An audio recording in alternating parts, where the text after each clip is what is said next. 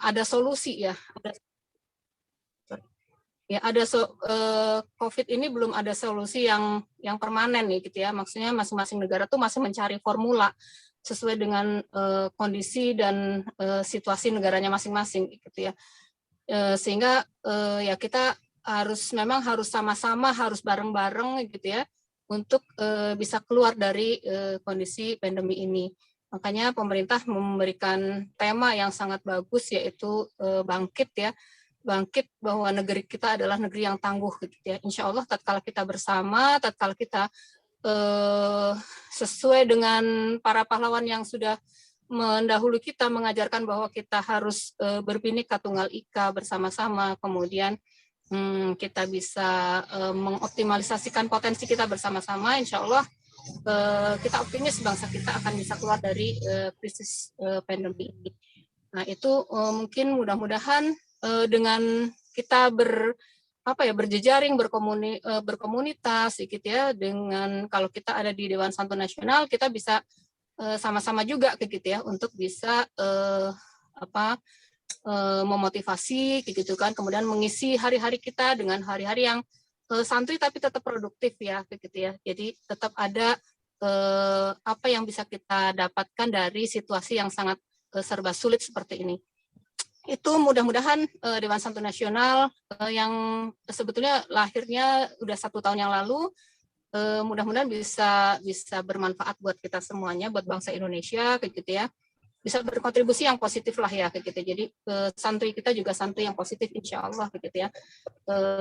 Dengan adanya literasi ini saya salut banget ya, ada Om Putu kayak gitu ya, Om Gili juga mau berkontribusi berkolaborasi dengan Dewan Santun Nasional ini, suatu hal yang sangat luar biasa gitu ya, karena kita jujur saya pribadi dan mungkin kita juga semua merasakan bahwa kita semua pasti makhluk yang manusia yang selalu ada kekurangan dan kelemahan, sehingga tatkala kita saling sharing, saling berbagi, insya Allah kita akan saling melengkapi seperti itu. Itu saja mungkin, mudah-mudahan acara ini berjalan lancar, dan kemudian saya terima kasih untuk Om Gili, gitu ya, Om Putu dan semua teman-teman yang berkesempatan hadir. Mudah-mudahan acara ini menjadi acara yang barokah. Amin. Itu aja mungkin. Om Putu ya. Assalamualaikum warahmatullahi wabarakatuh.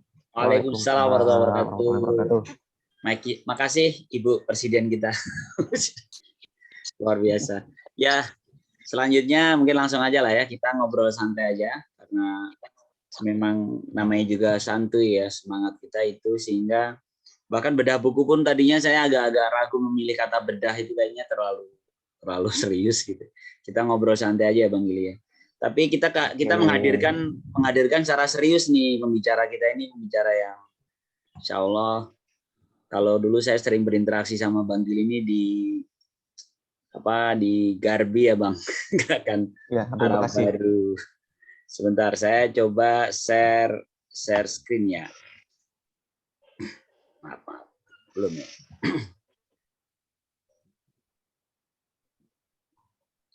Sebentar.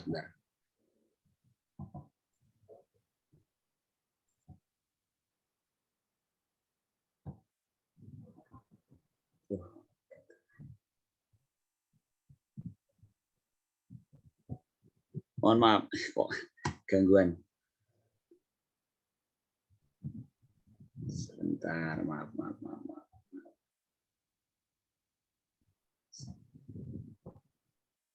Aduh. Giliran mulai acara malah lelet nih komputernya. Punten. Oke, apa Bang? Kita aja. Ya, salah grogi kita ada Bang Gili nih. Ya. Kesempatan hari ini kita bersyukur, alhamdulillah kita menghadirkan seorang kandidat dokter, nggak Bang Gili ya? Amin. Doain cepat ini saya nih. Amin. Ya, kita berharap ya segera di Bang Gili Argentini, dosen Unsika Kerawang ya Bang. Kerawang. Ini CV beliau. Ini Bang Gili Argenti ya, seorang lektor di Karawang, lahir di Karawang ya Bang. Oh, Akang dari sebenarnya lebih cocok ya. Iya, Karawang, asli Sunda Bang. Akang Gili lah ya. Oke. Ya, usia masih lebih. Jabatan Maaf. fungsinya bentar lagi depannya R itu. Yes, Apa, Profesor? Amin, doktor. amin, amin. Oh ya, rektor ya. Amin, amin. Ya, amin, amin, amin. Ya, ini nomor kontak. Siap dihubungin juga nih Bang ya, nomor WA-nya ya. Oke, siap, siap. Ya, saya rajin mengikuti Abang di IG sih sebenarnya. Amin, amin. Nah, ini latar riwayat pendidikan. Ya, Kerawang terus ya Bang ya. Kecuali Ya, Kerawang. mulai kuliah baru di Jogja, melanjutkannya di UNAS itu Jakarta, lalu Bandung ya. Sekarang masih ambil Ya, sekarang S3. Bandung. Luar biasa ini, rajin sekolah. Yang paling seru itu ngelihat latar belakangnya Bang Gili nih. Perpustakaan pribadi ya Bang ya? Iya, bukan pribadi. Masya Allah, buku-bukunya. Ini asli, bukan wallpaper. Iya. Bener-bener perpus, udah kayak suasana perpustakaan di kampus tuh. Sampai sekarang masih ini ya, insya Allah segera selesai doktornya. Nah, ini riwayat penelitiannya, ini juga menarik riwayat penelitiannya Bang. Karena kayaknya cocok dengan ini kita ya, bahasan kita ya, lengkap sekali dari gerakan mahasiswa, pernah ngebahas tentang gerakan mahasiswa, bagaimana partai politik Islam ya, antara formalis dan substansi ini tahun 2014. Juga ada tentang transformasi gerakan sosial. Yang kalau Pak Anies Mata dulu kan dari gerakan menuju negara gitu ya. Kalau Bang Gili ini gerakan sosialnya tadi dari PRD ya, di masa reformasi jadi partai politik. Ya, terus civil society ya. Nanti aja sore sama Umi. Oke. Iya, Pak. Kita sore sama Umi. Kenapa Mbak Emma? Kemudian juga bahasan tentang Turki ya Bang ya. Turki, ya. PKS dengan AKP. Seru juga nih. Harusnya teman-teman PKS kita undang ya. Kapan-kapan Bang kita bahas itu kali ya. Undang Dewan Santuy mengundang kader-kader PKS gitu. Boleh nggak Bu Meni ya Bu ya? Kapan-kapan. Pembicaranya Bang Gili gitu. Ini juga ada bahasan di gerakan aksi bela Islam 212. Ini kayaknya kita sempat waktu di Garbi sempat ngobrol ini sekilas. Ya, 212. Oke, kemudian ini publikasi ilmiahnya ya dari tahun 2014, luar biasa. Jadi kalau searching nama Bang Gili ini udah insya Allah kita dapat banyak referensi tentang ini. Oh ya, yang tadi ya, banyak kan yang ini. Civil Society Muhammadiyah, ya AKP-nya Turki dan PKS, yang tadi ya Civil Society-nya Unpad. Oke, ini jurnal-jurnalnya silakan dibaca lah ya, termasuk ideologisasi Partai Islam Masyumi Indonesia. Kalau yang kemarin Bang Gili nanya-nanya referensi buku-buku PKS dalam rangka yang mana nih Bang? Buat S3 Bang. Oh gitu, siap. Ya, disertasi. Disertasinya ya. Disertasi. Lebih sama Gelora sih, tiga-tiganya. Wow, Masya Allah. Kayaknya seru ini. Penasaran jadi. Ya, mungkin itu ya Bang ya. Selanjutnya mungkin nanti Bang Gili bisa inilah sekilas-sekilas kalau kita mau nanya tentang siapa Bang Gili bisa diperdalam dalam tanya jawab. Mungkin itu ya Bang ya. Mungkin langsung aja Bang Gili untuk menyampaikan paparannya. Silakan Bang. Bang Putu udah rapat belum Bang? Siap. Tapi belum kelihatan gambarnya. Dulu ya. Nah, kok belum keluar ya? Atau teman-teman udah ada yang lihat gambarnya? Udah, sip. Oke, udah ya. Oke, silakan Bang Gili. Oke, assalamualaikum teman-teman semua. Selamat siang ya. Terima kasih atas undangannya dari DSN ya, Dewan Santun Nasional dari Ibu Menik ya. Dan kalau Ibu Menik sempat sering kontak di WA ataupun di IG ya, like-like-an foto gitu. Sama dengan juga Bang Putu juga sama like-like-an foto ya. Kalau Bang Putu saya udah ketemu berapa kali Bang ya, ketika di Bekasi. Baik ketika ngisi di Garbi, saya tuh ngisi di Garbi 4 kali sebenarnya, di Bekasi 2 kali, di Kerawang 2 kali. Lalu berikutnya ketemu Bang Putu 2 kali Bang ya, kalau nggak salah ya, ketika pertama kali itu. Ibu Menik saya belum pernah ketemu, tapi mudah-mudahan nanti ketemu. Di hari ini kita akan coba diskusi ya. Saya kira teman-teman pun ada yang sudah membaca buku ini ya. Ini kan salah satu buku rujukan wajib saya kira bagi kalangan aktivis ya, terutama aktivis yang mereka ya itulah ya, maksudnya aktivis arah baru ya. Saya kira kan ini kan sebuah buku yang referensi walaupun nanti kalau kita lihat ini sebenarnya buku untuk umum ya, memang buat untuk umum sebenarnya. Nah ini judulnya Tokoh-tokoh Fenomenal Penggetar Sejarah. Ini sebuah judul yang cukup bisa memprovokasi membaca sebenarnya. Karena judul ini semacam sebuah etalase bahwa buku ini itu berisi tentang kisah-kisah tokoh-tokoh yang menurut penulisnya itu dianggap yang menggetarkan nalar ya, menggetarkan sejarah. Nah, ini bukunya, ini sampul depan. Kita mulai dari ini. Nah, sampul buku ini unik ya. Ini bukunya kalau kita lihat ini ada gambar para tokoh, para pemikir, dan gambar ini mewakili berbagai lintas ideologi, lintas gerakan, lintas bangsa, etik, dan suku. Dan mungkin kalau bahasa marketing ini bisa meraup semua segmen ya, baik yang kanan, kiri, tengah. Gitu kan. Jadi orang kalau dia memang suka Erdogan, beli nih ada Erdogan nih. Kalau orang suka Salabana, beli nih ada Salabana. Gitu kan. Jadi ini semacam strategi marketing buat saya. Strategi marketing di mana ini mewakili segmentasi yang cukup beragam. Nah, kita akan coba lihat dari tokoh-tokoh yang ditampilkan di cover buku itu ada sekitar 6 tokoh. Itu pertama dari saya sebelah kanan dulu ya. Itu ada Baswedan, yaitu orang Arab keturunan. Dia dari Partai Islam Masyumi dan dia memiliki cara pandang Islamis. Yang kedua itu Erdogan, saking nama yang nggak begitu asing ya. Ini dari Turki, dia punya partainya dulu, Partai Refah, lalu dia punya pemikirannya berbeda dengan gurunya, dia bikin partai baru yang bertolak post-Islamis, yang dia tidak menggunakan jargon-jargon simbol-simbol agama, tapi lebih ke substansi Islam yang ditawarkan kepada rakyat. Lalu ada Cokro-Aminoto, ini tokoh guru dari para pendiri bangsa kita. Dia di suku Jawa, dia punya organ gerakan SI dan memiliki cara pandang Islamis. Lalu yang keempat, Tan Malaka, ini unik ini ya. Yusuf Maulana kan seorang penulis yang ideologis ya. Karena kalau kita baca semua bukunya, dia kan mewakili kelompok Islam. Dan dia pun memiliki latar belakang dalam gerakan Harokah Islam ya. Kalau kita baca biografi beliau kan aktif di PII, lalu aktif di LDK, di KAMI, seperti itu. Cuma di cover buku ini unik, dia menampilkan sosok Tan Malaka. Ya. Ini kan sosok yang kiri ya, tapi kirinya bukan kiri ke Soviet ya, dia dikatakan sebagai visionis ya, atau post Marxis lah.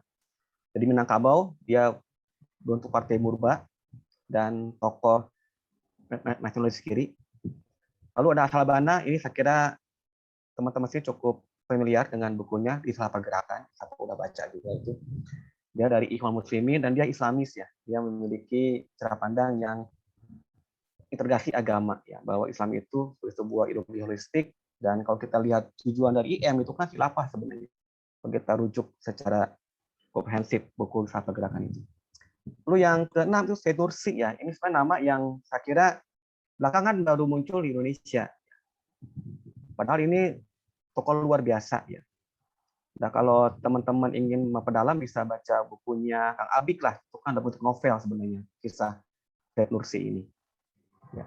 Bentuk novel yang dia kemas, dan itu pun mendapat penghargaan di Turki juga. Ini tokoh tasawuf sebenarnya. Ini yang juga yang menginspirasi gerakan Gulen, ya, Fethullah Gulen, yang kemudian menjadi rivalnya Erdogan.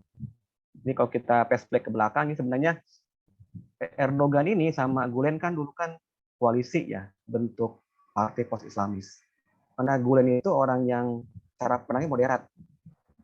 Dia tidak seperti Erbakan sebenarnya.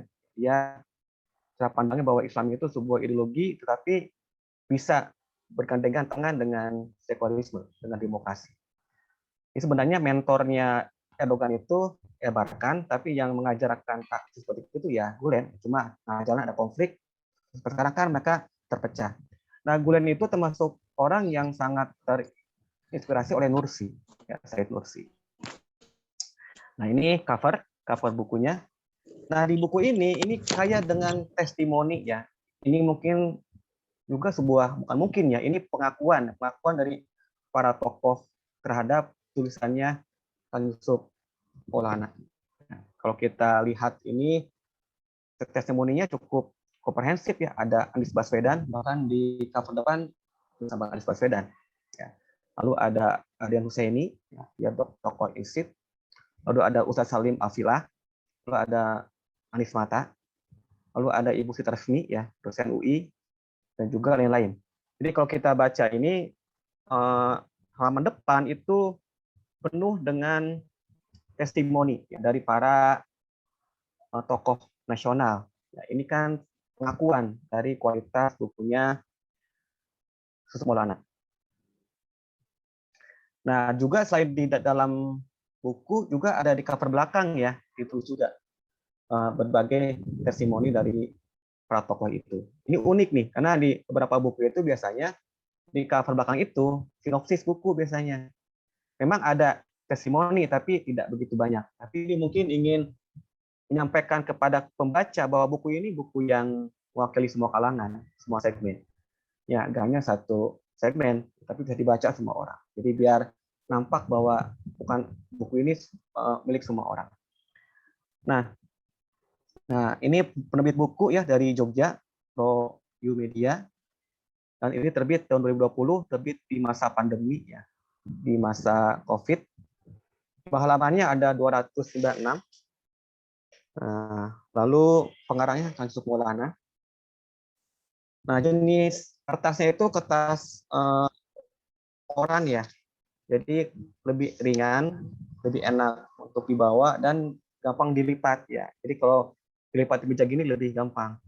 Karena kita kan sering juga mendapatkan buku yang kertasnya kertas tebal, dilipat itu kan susah. Jadi harus ditaruh juga kayak rusak ke jilidnya. Kalau seperti ini biasanya jilid nggak rusak. Ini tahan lama biasanya. Ini pengalaman saya sebagai orang yang suka buku ya. Jadi biasanya kalau kertasnya koran itu lebih lama tahan, asalkan jangan kena air. Kalau kena air gampang robek biasanya.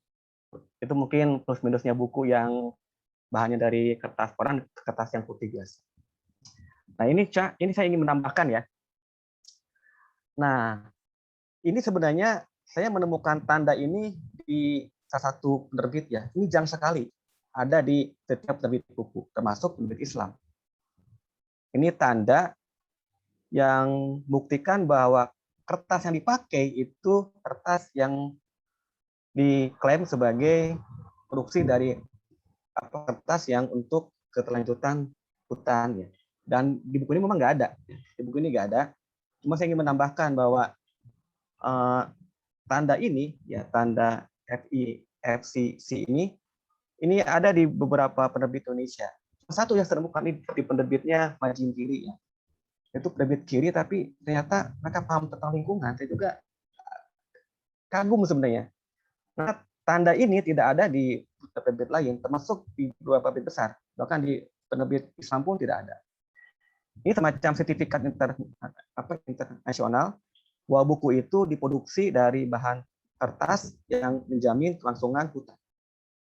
Ya, jadi ketika ditebang akan di pohon lagi, ambil pohon lagi, ya, lalu seperti itu ditebang tumbuh pohon lagi. Dia betul diawasi. Nah, ini ada di buku ini sebenarnya ya. Teman-teman mungkin nanti ya, di samping ya ada. Nah, di sini itu nampak sekali tandanya itu. Ini di kita itu saya menemukan cuma satu ya, penerbit yang pakai ini. Sedangkan di luar negeri ini sudah jamak ya, menggunakan tanda ini bahwa buku ini pro lingkungan hidup ya. Jadi dia ketika menggunakan kayu itu ditanam lagi bentuk pohon. Jadi ada keberlanjutan hutan. Nah, mungkin nanti ke depan mudah-mudahan pada para penerbit Islam pun menggunakan ini ya sebagai logo bahwa Islam itu ramah alami.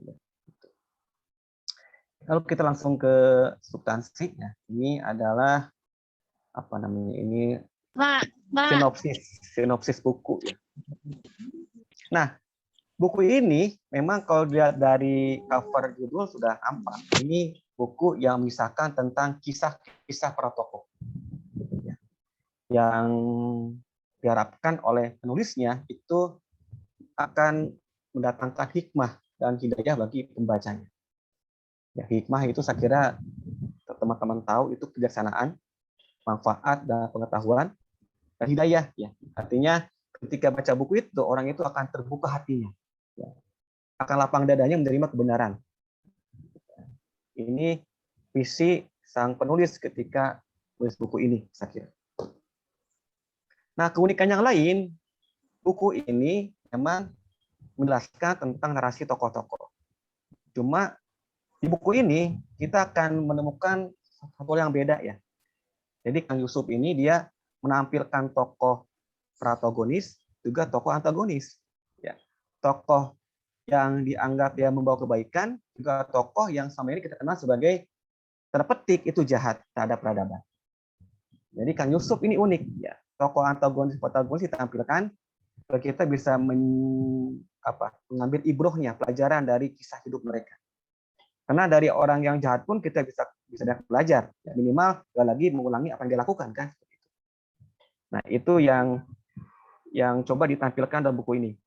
Nanti kalau teman-teman membaca, jangan kaget ada tokoh-tokoh yang protagonis muncul, dikisahkan oleh Kang Yusuf. Nah uniknya, walaupun ini berupa kisah tokoh-tokoh, ya ini bukan sebuah biografi yang lengkap ya teman-teman. Ini hanya fragmen-fragmen kisah-kisah para tokoh. Jadi bukan misalnya menjelaskan tentang latar belakang, tanggal lahir, seperti apa hidupnya, tidak. Ini buku ini hanya menampilkan fragmen-fragmen atau potongan-potongan tertentu dari hidupnya para tokoh. Nah, terkadang fragmen-fragmen ini luput dari perhatian kita ya, dari masyarakat, baik masyarakat umum atau kaum akademisi. Ya, makanya ketika saya baca ini, oh ternyata begini ya gitu. Ini mungkin yang menandakan luasnya bacaan Kang Yusuf ya. Sehingga hal-hal yang kita anggap biasa, tapi bagi Kang Yusuf ini luar biasa. Sehingga dia tampilkan dalam buku ini. Nih, ini beda dengan buku yang ini ya. Kalau teman-teman pernah melihat, ini buku tentang menegakkan Indonesia ya. Ini kisah tentang para tokoh bangsa. Cuma cara menjanjikan lengkap sekali. Dari riwayat hidup, pendidikan, semuanya. Juga dari bukunya Ahmad Helmi juga sama ya, tentang dari kanan Islam ke kiri Islam. Ini semua dijelaskan, ada M. Nasir, ada Hasan Hanafi, Tan Malaka, bla bla bla. Haji Miftah juga ada. Dan ini pun lengkap. Nah, arti dia ini mungkin karena bukunya buku teks akademik ya, sehingga dibuat secara komprehensif. Nah, tapi kalau buku ini sebenarnya buku akademik saya lihat, karena Kang Yusuf mencantumkan referensi si penulis dan judul buku yang dia rujuk. Ya, cuma memang tidak ada di daftar pustaka. Nah, cuma dikemas dalam gaya yang begitu renyah. Cuma memang saya tuh kalau baca buku Kang Yusuf agak harus hening ya, juga aneh ya. Karena bahasanya itu bahasa sastra banget gitu. Kita tahu kalau teman-teman yang lain ya, saya tuh kalau baca buku dia tuh agak harus presentasinya agak beda dengan buku yang lain. Jadi setiap kata-katanya itu mirip bukunya Hamka ya. Kan kita harus benar-benar fokus gitu. Jadi mungkin salah satu kelebihan kan.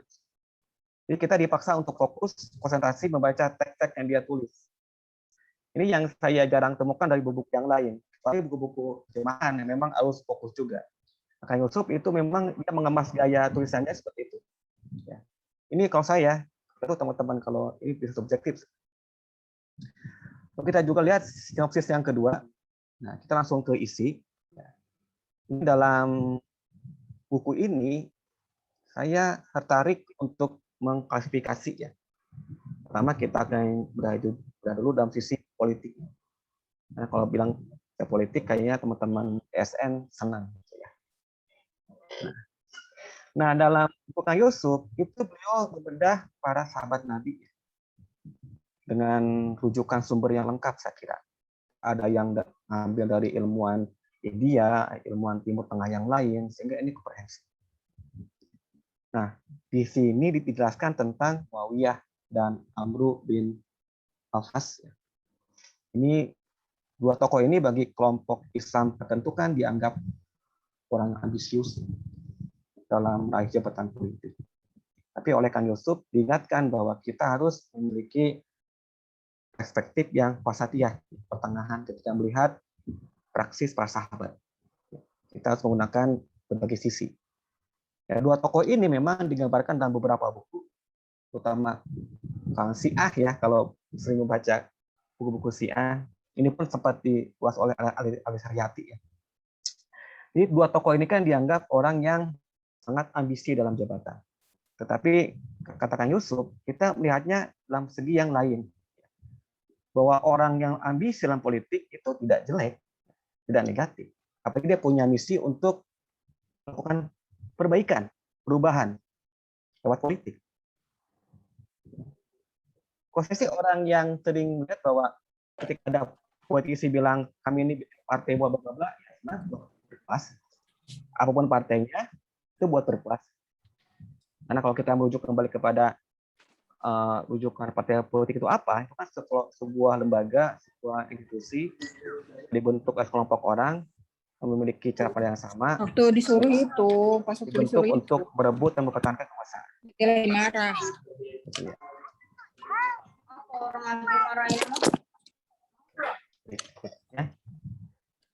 Berikutnya itu dalam buku Kang Yusuf itu juga diulas sosok Abu Dzar Al-Ghifari, ya, ini sosok yang cukup terkenal ya. Beliau kan meninggal di padang gurun kalau nggak salah. Ketika ditutup kain itu akan kelihatan kakinya, kalau tek lagi kelihatan kepalanya kalau nggak salah ya. Nah, sosok Abu Dzar itu dalam buku Kang Yusuf jelaskan sebenarnya dalam hadis katanya udah diwanti-wanti oleh Rasul bahwa orang ini jangan dikasih jabatan politik. Karena orang ini sangat warok ya. Berhati-hati, menahan diri, ya, menjaga diri agar tidak jatuh pada kecelakaan. Sama dengan sosok Ammar bin Yasir. Cuma bedanya, kalau Abu Dzar itu sudah dikasih warning oleh Rasul bahwa orang ini jangan kasih jabatan politik karena orang ini sangat hati-hati. Ya. Sama dengan Ammar bin Yasir. Cuma Ammar ini nggak diperingatkan dari awal, maka dia sempat menjadi gubernur, tapi di tengah jalan oleh Umar dicopot karena dianggap tidak cocok untuk di politik. Ya beliau orang yang soleh, beliau orang yang berintegritas, tapi politik itu hanya dikasih kepada orang yang memang pantas di politik, ya sehingga Ammar bin Yasir pun dicopot dari kedudukannya sebagai gubernur di salah satu negara bagian saat itu. Nah, sama dengan sosok Ziyad bin Abihi ya, itu pun sosok sahabat yang soleh, yang punya integritas yang tinggi. Dia bukan sosok yang korup, rakus dan tamak. Dia sangat cerdas dan dia pun pernah menjadi gubernur di Irak. Tapi oleh Umar ini dicopot jabatan. Dicopot bukan karena dia korupsi, bukan karena dia tidak amanah, justru amanah dan pintar. Dan itu pun diakui oleh Umar bahwa ini sosok yang cerdas. Tapi kata Umar, mungkin pertimbangan Umar kenapa dia mencopot Ziyad itu, karena dia itu cerdas, pintar. Nah, saking pintarnya orang itu mungkin nggak paham apa yang dia katakan. Jadi terlalu mawang-awang mungkin retorikanya. Sehingga akhirnya oleh Umar, kalau orang ini tetap dipertahankan sebagai pemimpin di Irak, ini akan membahayakan kekuasaan. Karena komunikasi tidak nyampe ke akar rumput. Akhirnya sosok ini pun dalam buku ini dijelaskan juga akhirnya dicopot. Ya, ternyata Umar pun kalau kita lihat banyak mencopot para sahabat yang sebenarnya soleh, cerdas, pintar. Cuma pertimbangan Umar mungkin banyak ya, sehingga beliau tidak menempatkan orang-orang ini dalam jabatan politik. Ziyad akhirnya ditarik sebagai penasehat khalifah. Tapi justru sosok Amru, Muawiyah, dan Mughirah dalam buku ini dijelaskan, justru ketiga ini mendapat kedudukan yang tinggi dalam politik di masa Umar bin Khattab. Ya, yang dikenal memiliki karakter yang ambisi, hasrat yang kuat, dan memiliki kuku dalam kepemimpinan. Tetapi Umar mengimbanginya dengan mengontrol mereka. Jadi ketika khalifah ini mengangkat 3 orang ini, dia pun mengontrol mereka dengan cukup ketat. Ya. Jadi ini keunikan dari kisah para sahabat. Jadi dalam buku ini dijelaskan kita jangan langsung berburuk sangka ada keputusan khalifah ataupun melihat seperti apa perilaku para sahabat. Karena sosok Muawiyah, Mughirah, dan Amru itu di kelompok tertentu dianggap orang yang ambisius, orang yang jelek gitu kan. Padahal justru oleh Umar ini dipakai dalam jabatan politik karena memang orang ini pantas di politik. Ya. Bukan Abu Zar yang dia hati-hati waro itu.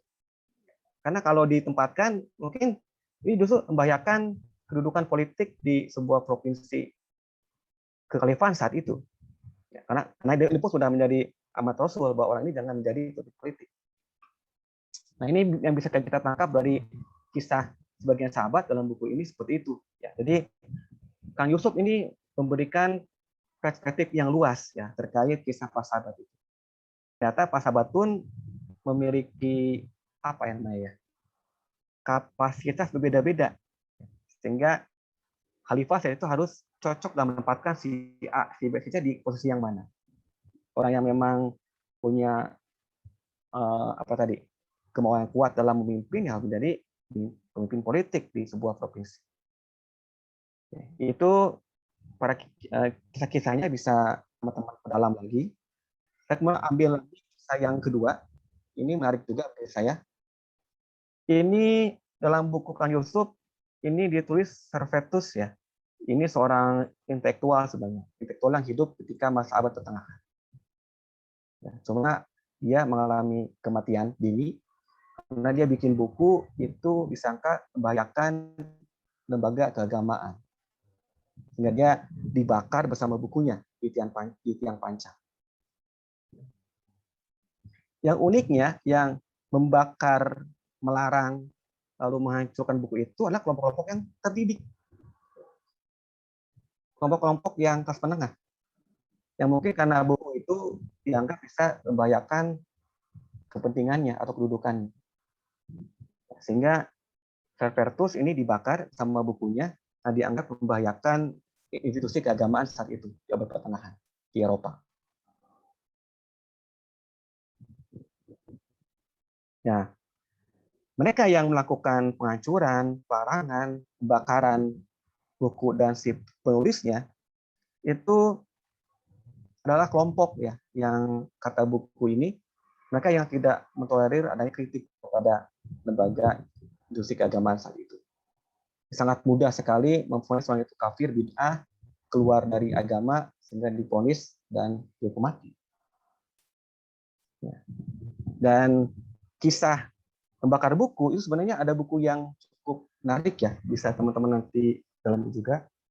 Dan Kang Yusuf pun sebenarnya ngambil dari buku ini ya, cuma beliau ambil dari langsung buku bahasa Inggrisnya. Kalau ini bahasa Indonesia terjemahan. Ini buku tentang penghancuran buku ya. Ini bukunya unik. Saya suka dengan covernya. Covernya kayak buku yang terbakar. Ya. Ini salah satu buku yang saya favorit ya. Karena ini isinya unik gitu, seperti buku yang terbakar covernya itu, seperti ada yang robek-robek. Nah, dalam buku ini dijelaskan bagaimana buku itu dibakar, dimusuhi oleh para penguasa. Dan ironisnya, yang melakukan penghancuran itu adalah kelompok terdidik. Nah, di sini pun dijelaskan oleh Kang Yusuf ya. Nah, padahal kata Kang Yusuf, kita punya sebuah hujah ya dari Al-Ghazali, seorang ilmuwan, seorang ulama besar Islam. Dia pernah berkata kepada murid-muridnya, sampaikanlah kepada teman-temanmu serta mintalah arti dari kata kafir. Bila teman-temanmu mengatakan kafir karena menentang pendapat Imam Al-Ashri atau menentang mazhab Mu'tazilah atau berbeda pendapat dengan mazhab Hambali atau yang lainnya, maka ketahuilah temanmu itu benar-benar teman yang bodoh karena dia taklid buta. Nah, jadi intinya apa yang dikatakan Al-Ghazali itu bahwa kita jangan mudah memvonis seorang dia itu dianggap kafir, sesat, bid'ah, keluar dari mazhab gitu, sehingga boleh dimusuhi, bahkan boleh dikafir-kafirkan. Nah, dalam buku ini sebenarnya Kang Yusuf itu menampilkan kisah Servetus, juga menampilkan sosok Al-Ghazali. Jadi biar kita tahu bahwa ternyata ada perbedaan diferensiasi dalam Islam. Dalam Islam itu dengan mudah memvonis seseorang kelompok tertentu sebagai bid'ah, sebagai orang jahat. Jadi hati-hati kata-kata Pak Ghazali. Karena kalau itu yang dikatakan ketika mengatakan itu kafir, berarti orang itu bodoh dan dia bertaklid buta. Nah, ini dari kisah Servetus ini dalam buku ini tentu pun dijelaskan ya.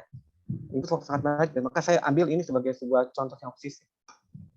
Ini beda lagi tuh. Ini. Nah ini buku ini ya. Nah jadi saya lihat ini di dimensi rasionalitas dari buku ini. Yang berikutnya kita coba juga mengambil pelajaran kisah lain. Ini adalah, nah ini A.R. Baswedan. Ini leluhurnya Pak Anies Baswedan. Nah, ini strategi. Ya, ini kalau dibaca lagi unik ya. Jadi A.R. Baswedan itu kan seorang politisi dari Partai Islam Masyumi. Nah, ketika dia lagi atau sedang bersidang di Jakarta, itu kan biasanya oleh pemerintah atau panitia disediakan hotel ya bagi para politisi. Karena kan nggak semua tinggal di Jakarta. Nah, uniknya sosok R. Baswedan dia itu selalu meminta panitia untuk menempatkan dia satu kamar dengan politisi PKI atau kelompok kiri. Ini nggak lazim bagi kolega di Masyumi. Tapi biasanya kalau bicara partai, bicara kelompok ya. Nanti ketika ada sidang, pasti akan bergabung dengan kelompoknya. Tapi ini A.R. Baswedan unik. Setiap kali sidang di Jakarta, dia pasti meminta kepada panitia itu dia ditempatkan satu kamar dengan PKI atau anggota PKI yang menjadi anggota parlemen. Sama juga A.R. Baswedan, dia pun lebih mengutamakan membaca koran milik PKI ketimbang milik Masyumi. Karena dulu itu kan kalau kita lihat sejarah politik zaman demokrasi parlementer, itu kan partai-partai punya media. Artinya media nggak netral saat itu, karena dia corongnya partai-partai. Misalnya Masyumi punya Abadi, Partai NU punya Duta Masyarakat, lalu Partai PSI punya Pedoman, lalu Partai PNI punya Suluh Indonesia dan Suluh Marhaen. Jadi koran-koran itu milik partai. Apa yang dinarasikan ya pro partai. Nah, uniknya A.R. Baswedan dia selalu mendahulukan dulu membaca koran milik PKI ketimbang milik partai sendiri. Nah, buat apa? Ternyata kata Kang Yusuf, ini pun hasil beliau diskusi mungkin ya atau membaca dari referensi yang ke umum dibaca orang, itu katanya strategi Baswedan untuk mengetahui seperti apa organisasian PKI atau kelompok kiri. Sehingga akhirnya beliau termasuk orang yang punya ide untuk mengimbangi kelompok kiri, terutama dalam bidang budaya ya. Kalau dulu kan Leka itu terkenal sekali ya sebagai sebuah lembaga yang bisa menyajikan sebuah kesenian sehingga itu bisa mempengaruhi rakyat banyak untuk mendukung PKI. Nah, kata R. Baswedan, kita harus strategi untuk membendung ini dengan cara mendirikan Badan Pembina Sastra Islam untuk mengimbangi para penulis SEKA. Dan badan ini yang kemudian menerbitkan majalah ya, namanya Al-Miskah atau Lampu. Jadi majalah ini untuk mengcounter gerakan kiri atau para penulis kesenian kebudayaan kiri. Nah, bahkan sampai hayatnya A.R. Baswedan itu orang yang konsisten untuk memperjuangkan seni sebagai sebuah media berpolitik. Dan apa yang dia yakini itu ternyata berseberangan dengan para pemuka umat ya. Contohnya karena sekarang pun kan masih ada pro kontra terkait novel Islam kan. Di kelompok sastrawan dianggap ini novel tapi kok berpihak. Dan di kelompok sebagian umat Islam ini disangkanya kok dakwah dengan cara berhayal gitu, berbohong, karena kan novel berbohong dan narasi. Ya, jadi ya itu saya sempat baca dalam sebuah majalah Islam ketika kuliah. Saya nggak sebut dia dari mazhab harokah mana ya, tapi itu dijelaskan bahwa novel itu adalah sebuah karangan khayal, tapi digunakan untuk dakwahnya. Katanya itu kan sudah salah katanya. Itu dalam majalah itu. Nah, padahal kan seperti kita tahu kan tiap orang kan berbeda-beda ketika disentuh hati ya. Ada yang dia bisa tergetar oleh bacaan novel, ada yang dia tergetar oleh ceramah, kan beda-beda. Madu itu objek dakwah ya, yang saya masih ingat. Nah, jadi A.R. Baswedan itu termasuk politisi Masyumi yang mendirikan sebuah lembaga kesenian kebudayaan untuk mengkonter lekat PKI, ya, untuk menghalau semua narasi yang dibuat oleh PKI. Walaupun apa yang dia lakukan itu banyak bersinggungan dengan kelompok ulama konservatif, ya kan, dianggap nggak ada dalam Islam itu kesenian, bla bla bla, tapi dia konsisten bahwa ini sebuah media untuk mengkonter kelompok leka itu. Ini bisa kita lihat dalam bukunya Kang Yusuf, ini sebuah strategi gerakan. Karena kan dalam politik itu kadang kita semacam tersegregasi ya, terpisahkan. Ya, seolah kelompok kamu, kelompok kita berbeda. Tapi A.R. Baswedan justru beliau itu menjalin relasi yang sangat luas, sangat besar dengan setiap kelompok, dengan tujuan dipelajari. Nah, ini yang salah satu keunikan dari tokoh A.R. Baswedan yang dikisahkan bukunya Kang Yusuf.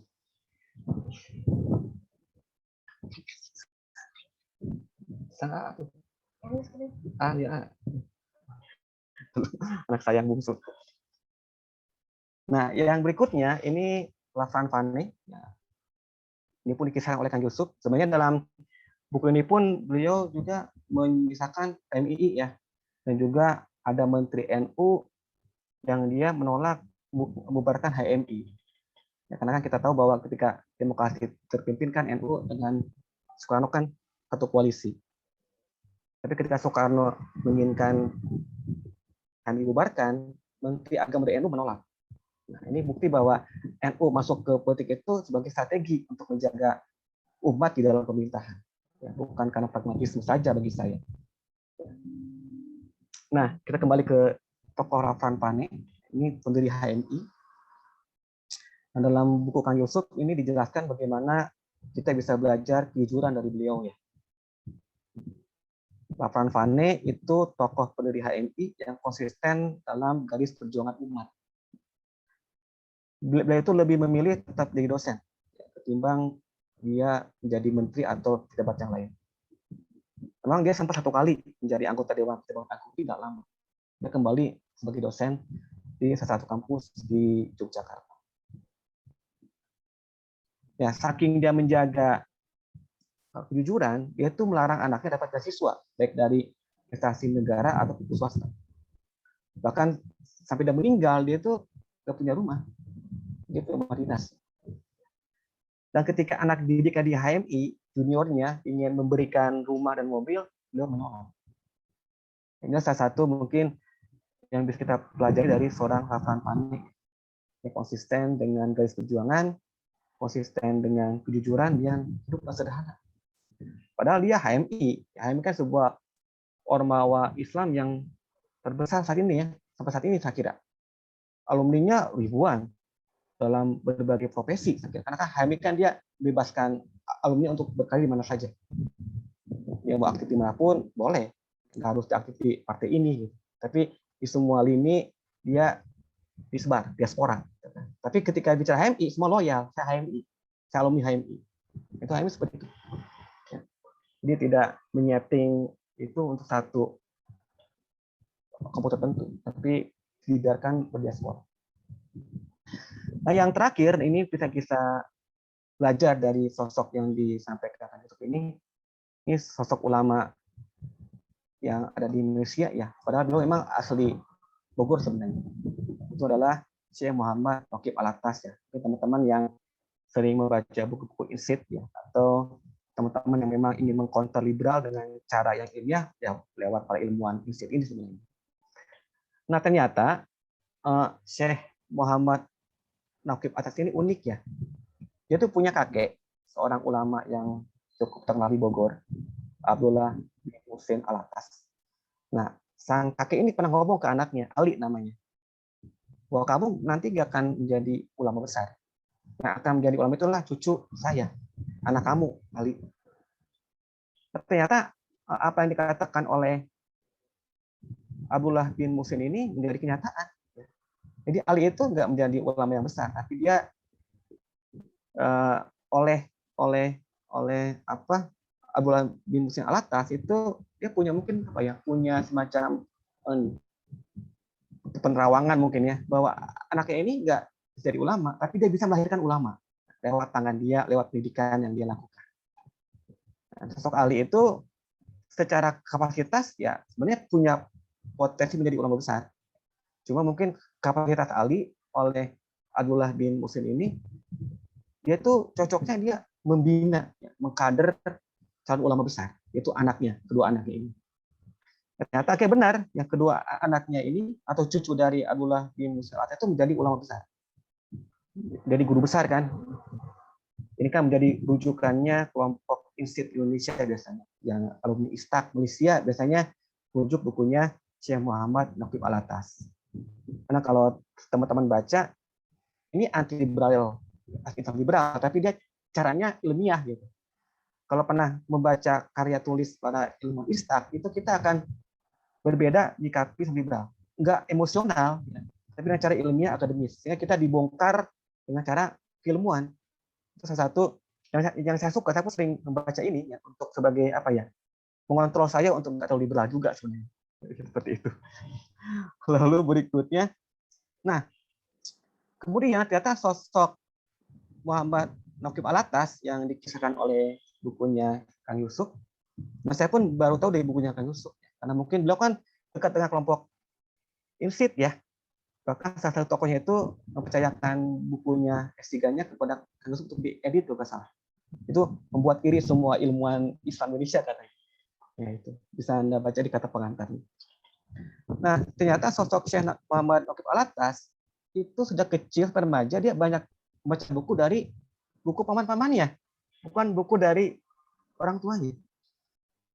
Jadi ini semacam pengalaman buat Anda yang membaca buku, lalu anak Anda susah untuk diarahkan baca buku, jangan dibuang buku itu. Siapa tahu nanti saat pemilik kita itu akan baca buku. Ini sebenarnya mirip kisahnya Budiman Sujatmiko ya dalam buku Anak Revolusi Jilid pertama. Buat teman-teman pernah baca buku itu kan Budiman itu misalkan dia itu kenal politik dari kakeknya, dia kan hidup di kakeknya. Dia itu orang Bogor, tapi kakeknya itu ingin ada cucunya yang di daerah itu Majenang ya, Cilacap. Ya Budiman itu kecil di Majenang, Cilacap. Dan dia itu bisa menemukan gudang di rumah kakeknya ada buku-buku dan dia baca. Jadi dia tuh kenal politik bukan dari bapak, dari kakeknya. Artinya bahwa buku-buku yang kita punya, kalau anak kita memang susah untuk mengarahkan baca buku, itu bisa kita tetap jaga atau nanti akan dibaca oleh ponakan kita atau oleh cucu kita nanti. Ini yang kita tangkap dari kisahnya Muhammad Naqib Alatas ya. Jadi buku-buku yang sudah ada di rumah yang mungkin dianggap gak punya makna oleh kita kalau udah dibaca dan gak dibaca oleh istri, oleh anak kita karena berbeda kegemaran, jangan dibuang. Simpan saja, siapa tahu nanti akan dibaca oleh ponakan atau cucu kita yang akan meneruskan tradisi literasi. Nah, itu pun yang sekarang saya menjadi oh iya ya gitu kan. Soalnya kedua anak saya agak susah baca buku. Jadi lama dengan gadgetnya. Gak tahu ini mungkin hampir semua orang tua ngalamin begitu ya. Jadi saya juga ini sayang kalau buku saya nanti pas saya nggak ada ini mau kemana gitu ya. Tapi pas saya baca buku Kang Yusuf, oh iya juga. Terus lalu saya baru dalam kisah Budiman pun yang aktivis PRD sekarang PDIP seperti itu. Yaitu membaca buku politik lewat buku kakeknya, bukan orang tuanya, karena orang tuanya tidak mengajarkan itu. Lewat kakeknya yang dia temukan di gudang, yang udah gak ditaruh di tengah rumah, di gudang dia baca, ternyata itulah awal dia mengenal politik. Ya. Atau bisa Soekarno ya. Soekarno kan dia kena politik kan lewat kakeknya juga, lewat budaya wayang kan. Jadi nggak langsung oleh orang tuanya ternyata. Jadi ternyata pembinaan tarbiyah politik itu bisa lewat siapa saja ternyata ya, nggak hanya lewat orang tua.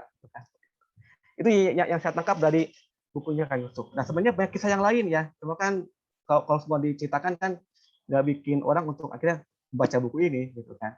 Saya hanya kasih beberapa kisah yang menurut saya menarik gitu. Dan buku ini semua menarik semuanya. Ya, di sini pun ada dikisahkan tentang Tan Malaka pun ada. Ya, banyak sekali yang bisa kita ambil pelajaran dari buku ini. Di tokoh protagonis pun atau antagonis pun bisa kita pelajari kisah hidupnya.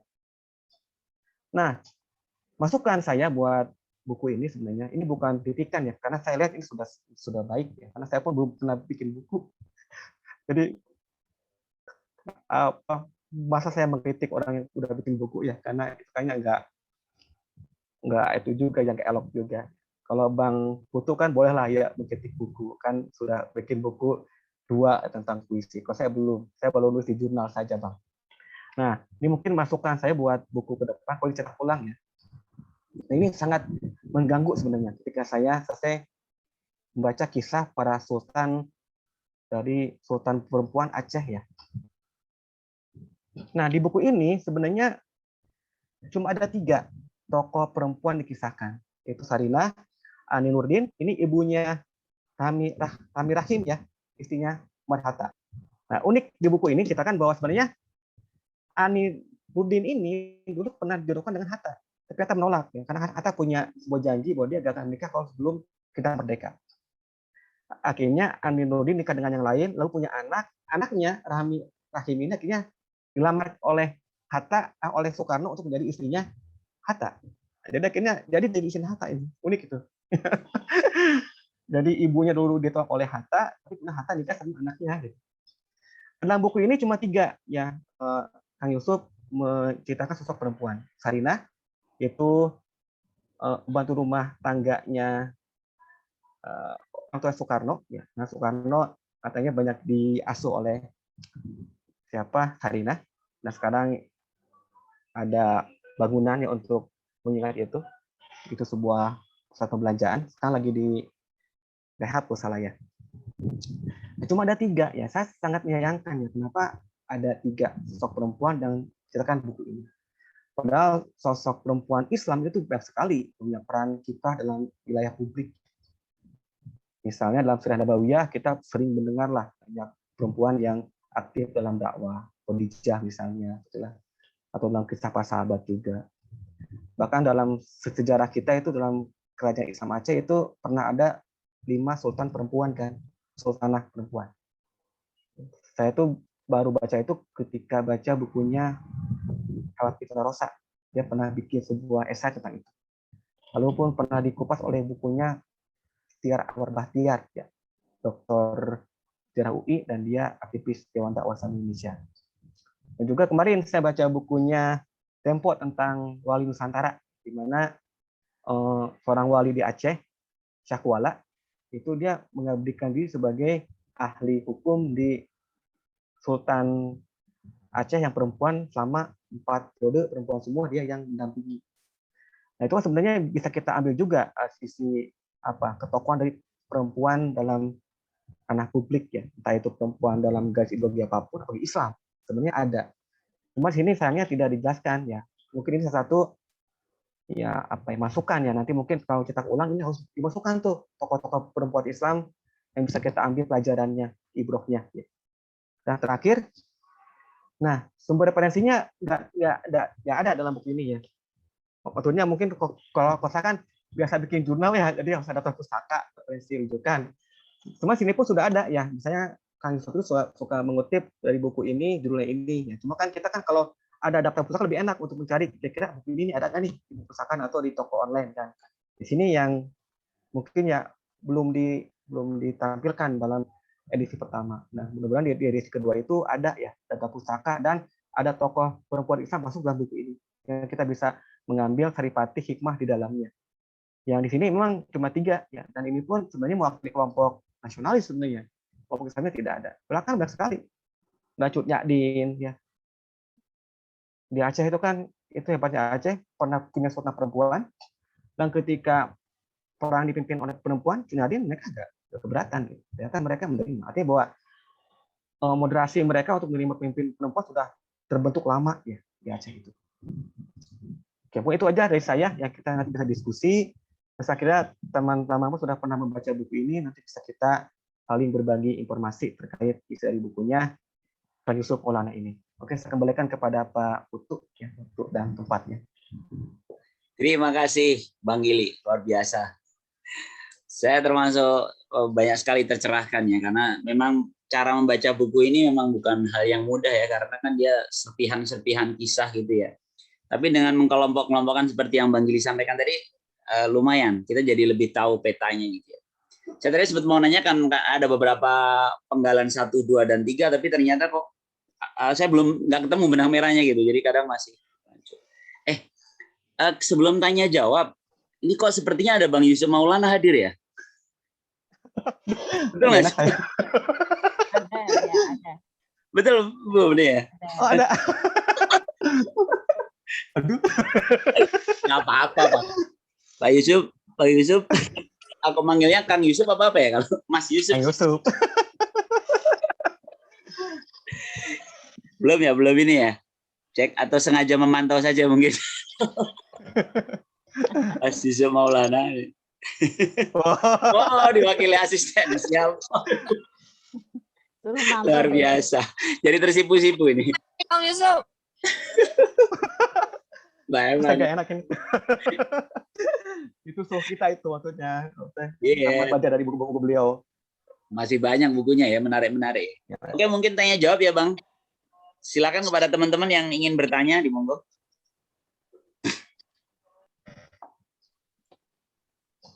Ada yang mau tanyakan, monggo, Bang. Ibu-ibu dan bapak-bapak. Tanya Om. Silakan, Mbak Rahma.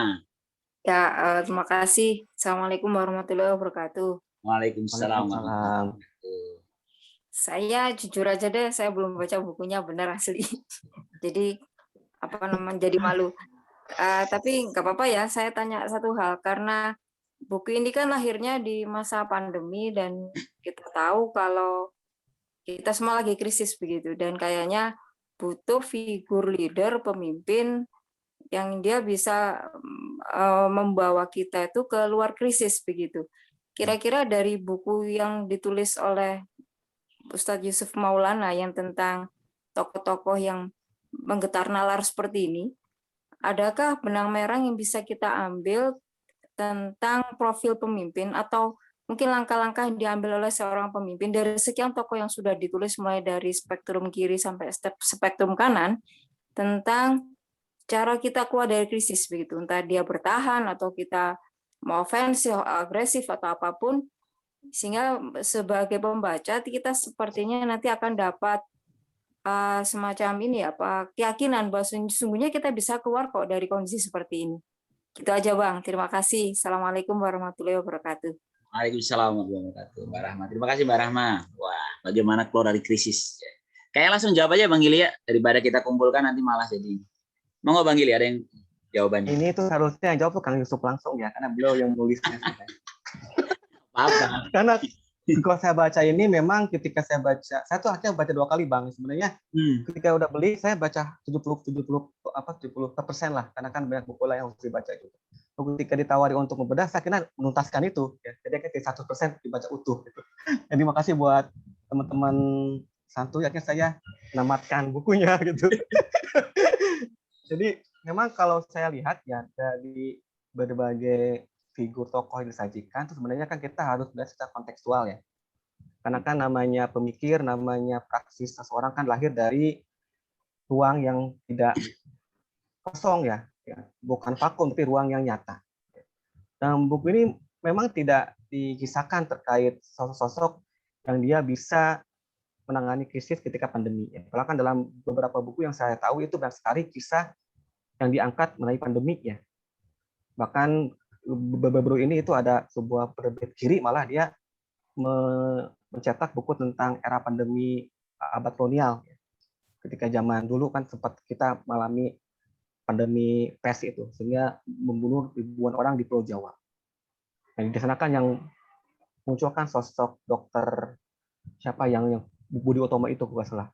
Dia yang ke lapangan untuk banyak membantu orang dengan keberaniannya. Padahal banyak dokter Belanda yang ketakutan saat itu.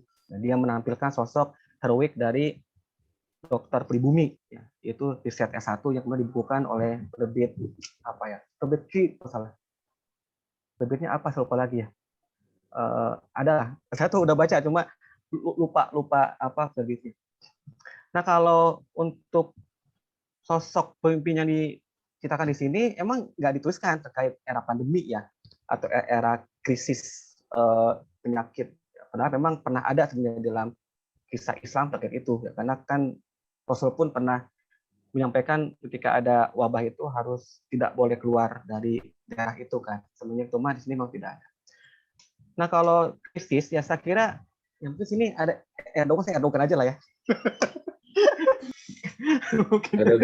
Karena Erdogan itu ya bagi saya mungkin seorang pemimpin yang apa ya, dia banyak belajar dari berbagai hal.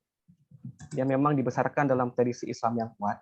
Dia pun menjadi aktivis Partai Refah dan dia pun kelompok Miligorus ya, kelompok yang memang banyak mengambil dari gerakan IM Mesir. Cuma ketika zamannya itu rejim sekuler musik kelompok Islam, dia beristihad kan. Dia membangun sebuah partai politik yang post-Islamis, yang dimana itu berhasil istihad itu, dan partai AKP kan menang sampai sekarang. Nah, mungkin bagi saya Erdogan di sosok yang bisa menjadi sebuah apa ya, apa namanya, bukan contoh sih, inspirasi ya. Dia bisa membaca zaman, membaca arah zaman, sehingga ide yang dia tawarkan itu untuk menjawab masanya, zamannya. Dia tidak terlalu kaku untuk melihat masa lalu sebagai sebuah harus disaklek, harus terus dipraktiskan. Tapi ketika melihat zamannya sudah berubah, bergeser, dia beradaptasi ya, dengan apa yang dia lakukan. Itu salah satu Erdogan yang dia pandai dalam membaca situasi. Jadi dia memang geopolitik itu cukup luar biasa, sangat menguasai hal itu. Lalu sosok Erdogan apalagi? Ya, dia menjadi ikon ya, ikon dari dunia Islam. Nah, ini mau gak mau ini akhirnya menjadikan Arab Saudi dan Timur Tengah menjadi hal yang apa ya? Mungkin mereka nggak begitu suka dengan sifat Erdogan dan Turki, ya. Karena kita tahu kemarin ketika masa kudeta itu kan sebenarnya yang vokal yang tidak mengakui kudeta itu kan hanya beberapa negara saja, itu bukan negara Timur Tengah ternyata. Ya, karena memang negara Timur Tengah pun punya kepentingan untuk itu, karena dengan rival dunia Islam. Kalau begitu mungkin Erdogan ya yang menjadi sosok yang bisa menjadi apa namanya, menjadi inspirasi ya bagi kita semua. Beliau bisa menghindari kelompok sekuler dengan begitu cerdasnya. Dia pun bisa memainkan geopolitik strategi di forum internasional. Dan dia sebenarnya kuat kan. Walaupun pernah dikudeta berapa kali, gagal kudeta. Dan dia tetap menang pemilu, artinya dia mendapat dukungan rakyat secara penuh. Dan uniknya memang ini terjadi di negara non-Arab. Ya. Jadi kelompok Islam yang menang itu di negara non-Arab ternyata. Jadi AKP Turki itu. Walaupun sekarang ada partai Ennahda di Tunisia, ya konteksnya agak berbeda ya. Tapi memang sebenarnya Tunisia relatif berhasil keluar dari krisis transisi demokrasi. Ya, dia akhirnya lolos dari jebakan kudeta. Karena dia pun meniru AKP ya, walaupun dalam bukunya Kang Yusuf itu jelaskan bahwa sebenarnya yang meniru itulah Erdogan sendiri, karena yang pertama kali melakukan reformasi manhaj itu kan Genosi ya, yang kemudian diikuti oleh AKP itu sebenarnya. Sebenarnya kan Genosi yang pertama kali yang merubah arah Islamis ke post-Islamis. Kemudian itu diikuti oleh Erdogan. Tapi kan modelnya AKP kan ditiru oleh Ennahda kan. Dia akhirnya membuang bahwa ini bukan partai Islam, ini partai terbuka atau nasionalis. Jadi sekarang kan hampir semua rujukan itu ke Erdogan semua, ke Turki. Yang saya lihat kelompok Islam politik di tataran global itu seperti itu. Termasuk untuk mengatasi pandemi, Turki pun lumayan berhasil ya saya kira. Itu. Bahkan dia banyak membantu negara lain untuk keluar dari pandemi. Mungkin itu ya, ini jawaban saya mungkin ya nggak begitu konsisten. Soalnya ini yang bilang Kang Yusuf ini, bukan saya. Dan beliau yang langsung nulisnya, beliau lebih paham lah begitu lah. Ini malu saya. Gak apa-apa, Bang. Oke. Kalau saya mungkin malah seru kok buat Mas Yusuf kayak kalau mendengarkan bukunya dibedah ini kan. Tapi nanti kita kasih kesempatan. Kalau selesai sholat asar ya Mas Yusuf masih sholat nih. Ada lagi pertanyaan ini kayaknya dari chat Bang Abah Kaspin ya. Mau tanya itu peta jalan. Karawang itu. Peta jalan yang bisa diambil dari tokoh-tokoh ini untuk kondisi saat menghadapi masa depan. Nah, gimana itu Bang? Peta jalan. Kalau peta jalan nanti saya bilang petanya gelombang ketiga Bekasi gimana? Kalau saya lihat sih peta jalan itu off-map ya, berarti kita butuh navigasi, ya, butuh arah. Dan arahnya itu ya saya kira harus jelas ya. Gitu. Dan peta jalan Indonesia itu yang paling apa? Kita harus mengakui bahwa Indonesia itu negara yang unik ya. Jadi mungkin di dunia hanya kita yang dikasih keragaman yang sangat tinggi ya oleh Tuhan. Kita memiliki etnik beragam, suku beragam, agama yang beragam, kepercayaan yang beragam. Nah, kita perlu sebuah ikatan waktu itu Indonesia. Bahwa kita udah menjadi rakyat Indonesia, itu takdir sejarah, takdir Tuhan, kita bisa lagi memilih hidup di negara lain. Ya artinya tantangan terbesar Indonesia itu kan sebenarnya satu buat saya. Untuk terus bisa mempererat kesatuan itu. Ya. Di tengah maraknya politik identitas yang semakin marak ya. Dan ini kan menjadi semacam ancaman juga sebenarnya kalau kita melihat indeks demokrasi kan diklaim bahwa yang membuat raport merah itu kan kita katanya ada nuansa politik identitas yang semakin menguat. Dan politik identitas itu nggak bisa dibiarkan menurut saya. Karena kalau dibiarkan, ini yang diuntungkan dua pihak. Kelompok kiri, kelompok kanan. Kelompok kanan rugi. Karena kalau ada politik yang terus dihembuskan identitas, ini kelompok-kelompok nasionalis sekuler yang akan milih itu. Nah, kelompok Islam akan milih ini. Yang rugi siapa? Kelompok tengah. Yang bilang kami ini partai tengah, partai moderat. Karena dia nggak akan dapat pangsa pasar yang besar. Nah, justru ketika marak politik identitas, ini yang paling diuntungkan cuma dua, kelompok kiri kan. Kelompok kiri yang dia mengklaim sebagai partai sekuler, dan kelompok kanan yang dia relatif kanan gitu ya. Jadi sehingga orang itu akan tertarik untuk memilih kedua kelompok.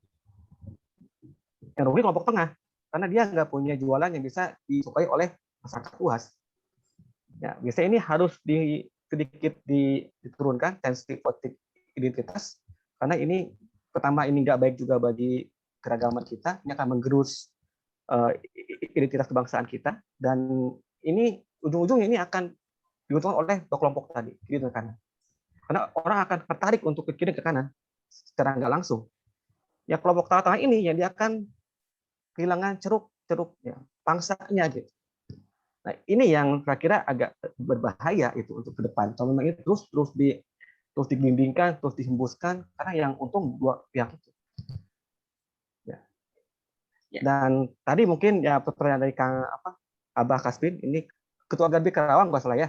Kalau nggak salah ya, beliau itu. Iya. Pasti benar lah, karena saya kenal kok. Dan berarti kan insya Allah Garbi masih ada tetap ada. Nah, jadi mungkin tantangan itu kita harus kolaborasi lah, itu bahasanya kolaborasi bahasa politiknya. Jadi meraup semua kalangan, semua komponen sama-sama membangun Indonesia ke depan seperti apa. Ya. Petanya itu kolaborasi. Siap. Karena nggak mungkin bangsa ini akan diurus satu kelompok saja, tapi harus semua orang itu terlibat dalam membentuk Indonesia ini ke depan. Mungkin itu sih jawaban saya ya, Kang Putu, atas pertanyaan Kang Kaspin tadi. Yep. Terima kasih. Ini ada beliau juga menanyakan ada break asar nggak? Gimana Bu Menik? Soalnya agak tanggung ya. Kita waktunya kan 3 waktu nih. Beberapa udah selesai asar nih kayaknya yang jauh-jauh. Nggak apa-apa, lanjut aja sampai jam 4, nggak apa-apa ya? Jam 4 aja, jam 4 Sampai ini 4 ya? mau Oke. asar. Siap, masih ya. Jadi gini Bang, selanjutnya ada lagi yang bertanya nggak nih teman-teman? Kalau nggak saya mau ikut nanya. Ikut nanya. Bu Meni ada yang mau ditanyakan Bu? Monggo Bu. Ya, sambil nunggu yang nanya, ini Kang, saya tertarik dengan, saya mencoba menebak-nebak. Nanti mungkin boleh ya Bang Gili jawab atau mungkin diperdalam juga oleh penulisnya langsung ya. Saya mencari benang merah dari buku ini memang agak berat gitu karena kan dia cerita lepas-lepas gitu.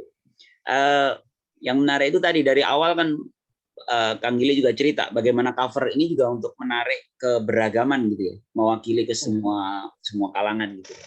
Dan ada beberapa tokoh yang dinukil yang diceritakan perjalanan pemikirannya gitu.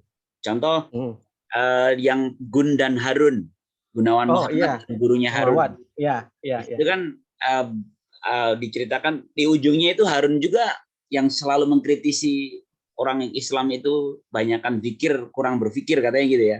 Dia cukup tajam mengomentari teman-teman aktivis Islamis gitu. Tapi di akhirnya dia justru menjadi ahli zikir katanya gitu. Karena berguru pada Abah Hanom kalau nggak salah begitu. Lalu ada Wardana, Menteri Keuangan kita ya, yang juga diceritakan berubah cara pandangnya atas ekonomi gitu. Maksudnya kalau saya ngebaca itu seperti gini, Mas Yusuf ini seperti mau cerita gitu bahwa dalam rangkaian cerita-cerita tokoh itu, perjalanan nalar pikiran mereka itu pun selalu berkembang gitu loh. Sehingga sebenarnya tadi kekhawatiran Kang Gili tentang dua kutub yang mungkin berseteru atau politik aliran yang bisa kalau dikembangkan terus akan menjadi mengganggu nilai-nilai kebangsaan kita. Sebenarnya itu juga dengan memahami buku ini secara tadi beberapa pengalaman cerita tadi, toh kita kan juga berkembang gitu ya. Jadi sebenarnya itu konflik itu mulai nggak perlu terjadi gitu. Seorang putu hari ini tuh bisa jadi putu yang sangat berbeda di beberapa tahun yang akan datang gitu. Karena siapapun masih tumbuh gitu kan. Kalau ada pemahaman seperti itu kan kita jadi kayak nggak ngotot gitu ya Bang ya. Kalau yang terjadi, kalau saya sering diskusi di beberapa forum yang masih ada yang suka ngotot gitu ya. Saya lihat ini salah satunya itu karena dia berpikir bahwa kalau saya punya pandangan A dan kamu B dalam satu diskusi, dia berharap dalam forum itu tuh teman kita ini menjadi berubah pandangannya gitu. Padahal itu kan sebenarnya naif kan, betul ya? Sebenarnya naif, kita kan bisa aja berubah di suatu saat nanti gitu. Kayaknya begitu ya Bang ya. Kalau saya membaca beberapa tokoh yang diangkat di sini itu, ya memang ada yang berubah. Mungkin gitu ya Bang ya. Oke, saya mungkin ini ya komentari. Memang ini menarik tokoh artikel Gun dan Harun ya. Terkait Gunawan Muhammad dan Harun Nasution. Ini tokoh yang mungkin sekarang berada di yang Gunawan Muhammad ya di garis kiri ya. Benar. Cuma sini pun saya agak sedikit ini ya mungkin menambahkan karena sebenarnya sosok Gunawan Muhammad itu kan bukan kiri juga. Ya. Karena dia tuh ketika masa Orde Lama kan dia ikut kelompok yang melawan Rekla. Ya. Dia termasuk orang yang menandatangani manifest kebudayaan atau Manik Kebu kata orang Rekla itu. Nah, itu kan berarti kan dia ada di liberal. Jadi dia bahwa seni untuk seni, bukan seni untuk politik kan itu yang saya tahu ya. Cuma di sini memang nggak dijelaskan, sini dianggap kiri ya. Yang saya tahu dia itu pernah di tengah-tengah juga, kanan juga. Ketika dia mengkritik Rekla dalam tantangan manifest kebudayaan bersama Edi Budiman dan yang lainnya. Termasuk juga siapa sastrawan dari Bogor? Ya Allah, penyair tiga zaman dokter hewan ya Allah siapa? Taufik Ismail. Ya Taufik Ismail. Kan sama-sama tokoh yang menandatangani petisi Manik Kebu ya. Manik Kebu itu kebudayaan. Berarti itu bukan kiri ya, dia ada di liberal itu.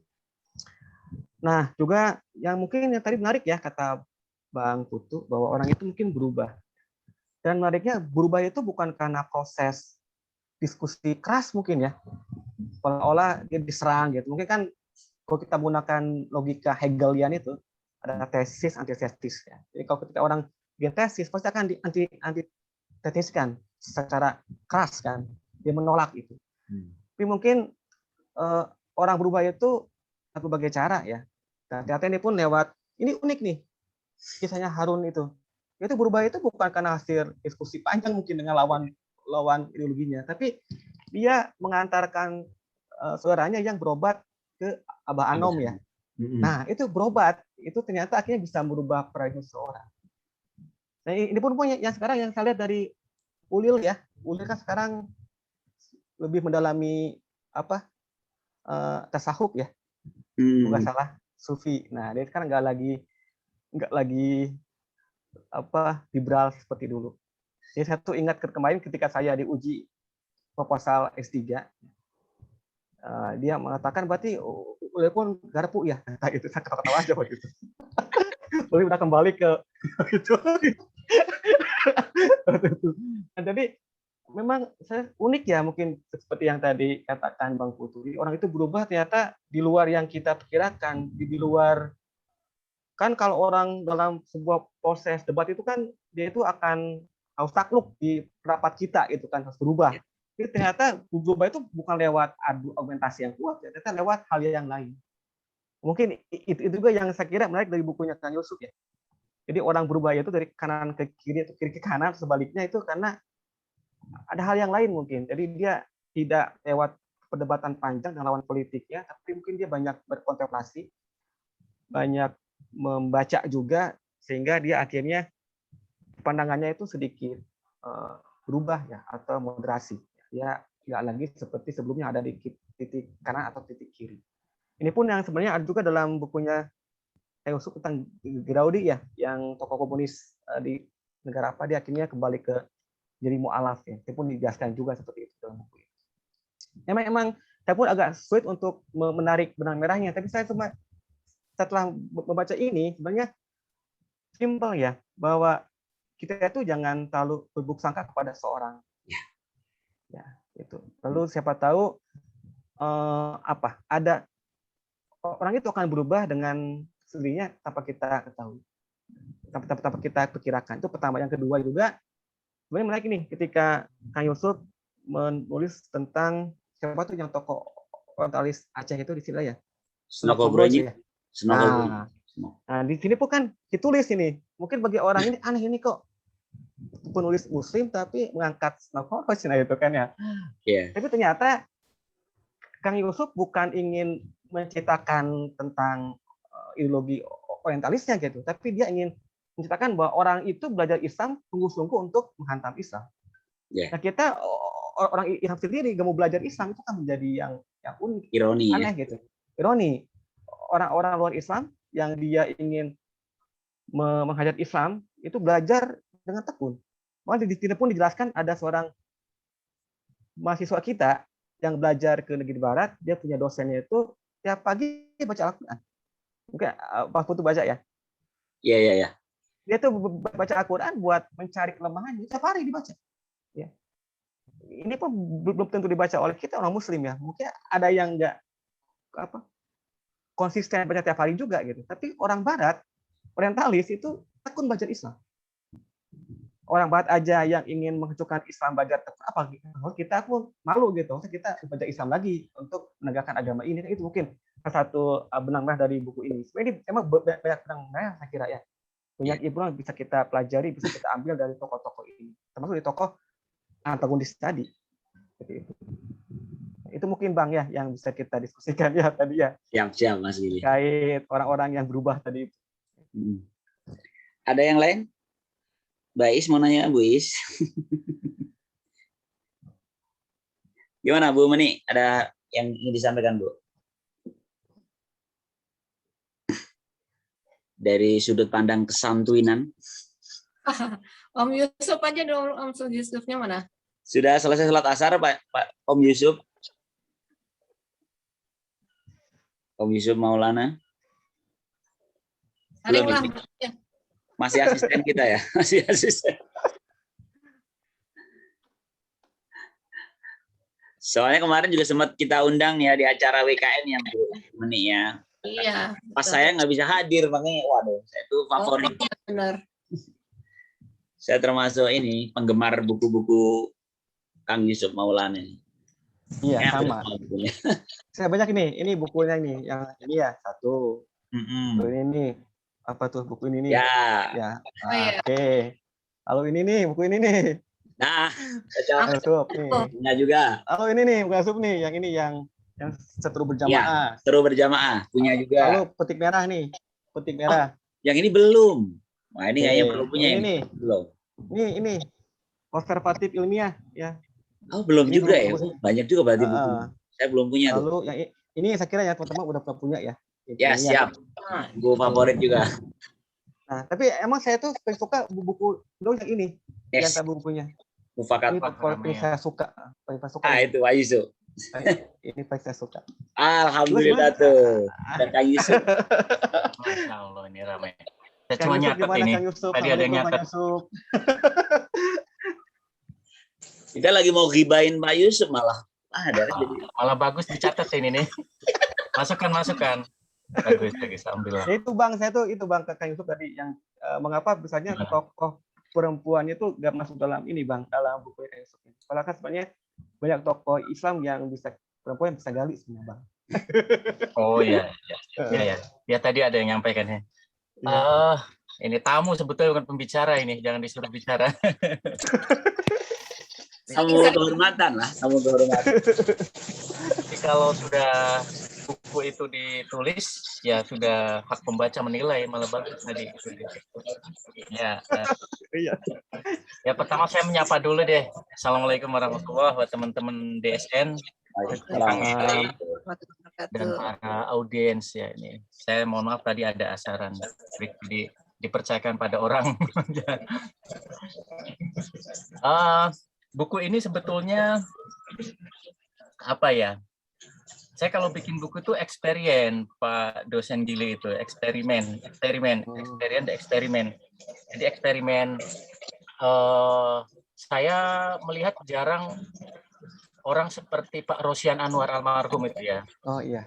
Ya, La Petite Histoire itu ya, sejarah kecil. Jadi ini memang menulis hal-hal yang remeh, yang sederhana, sesuai dengan pengamatan atau pengalaman penulisnya, dalam hal ini saya.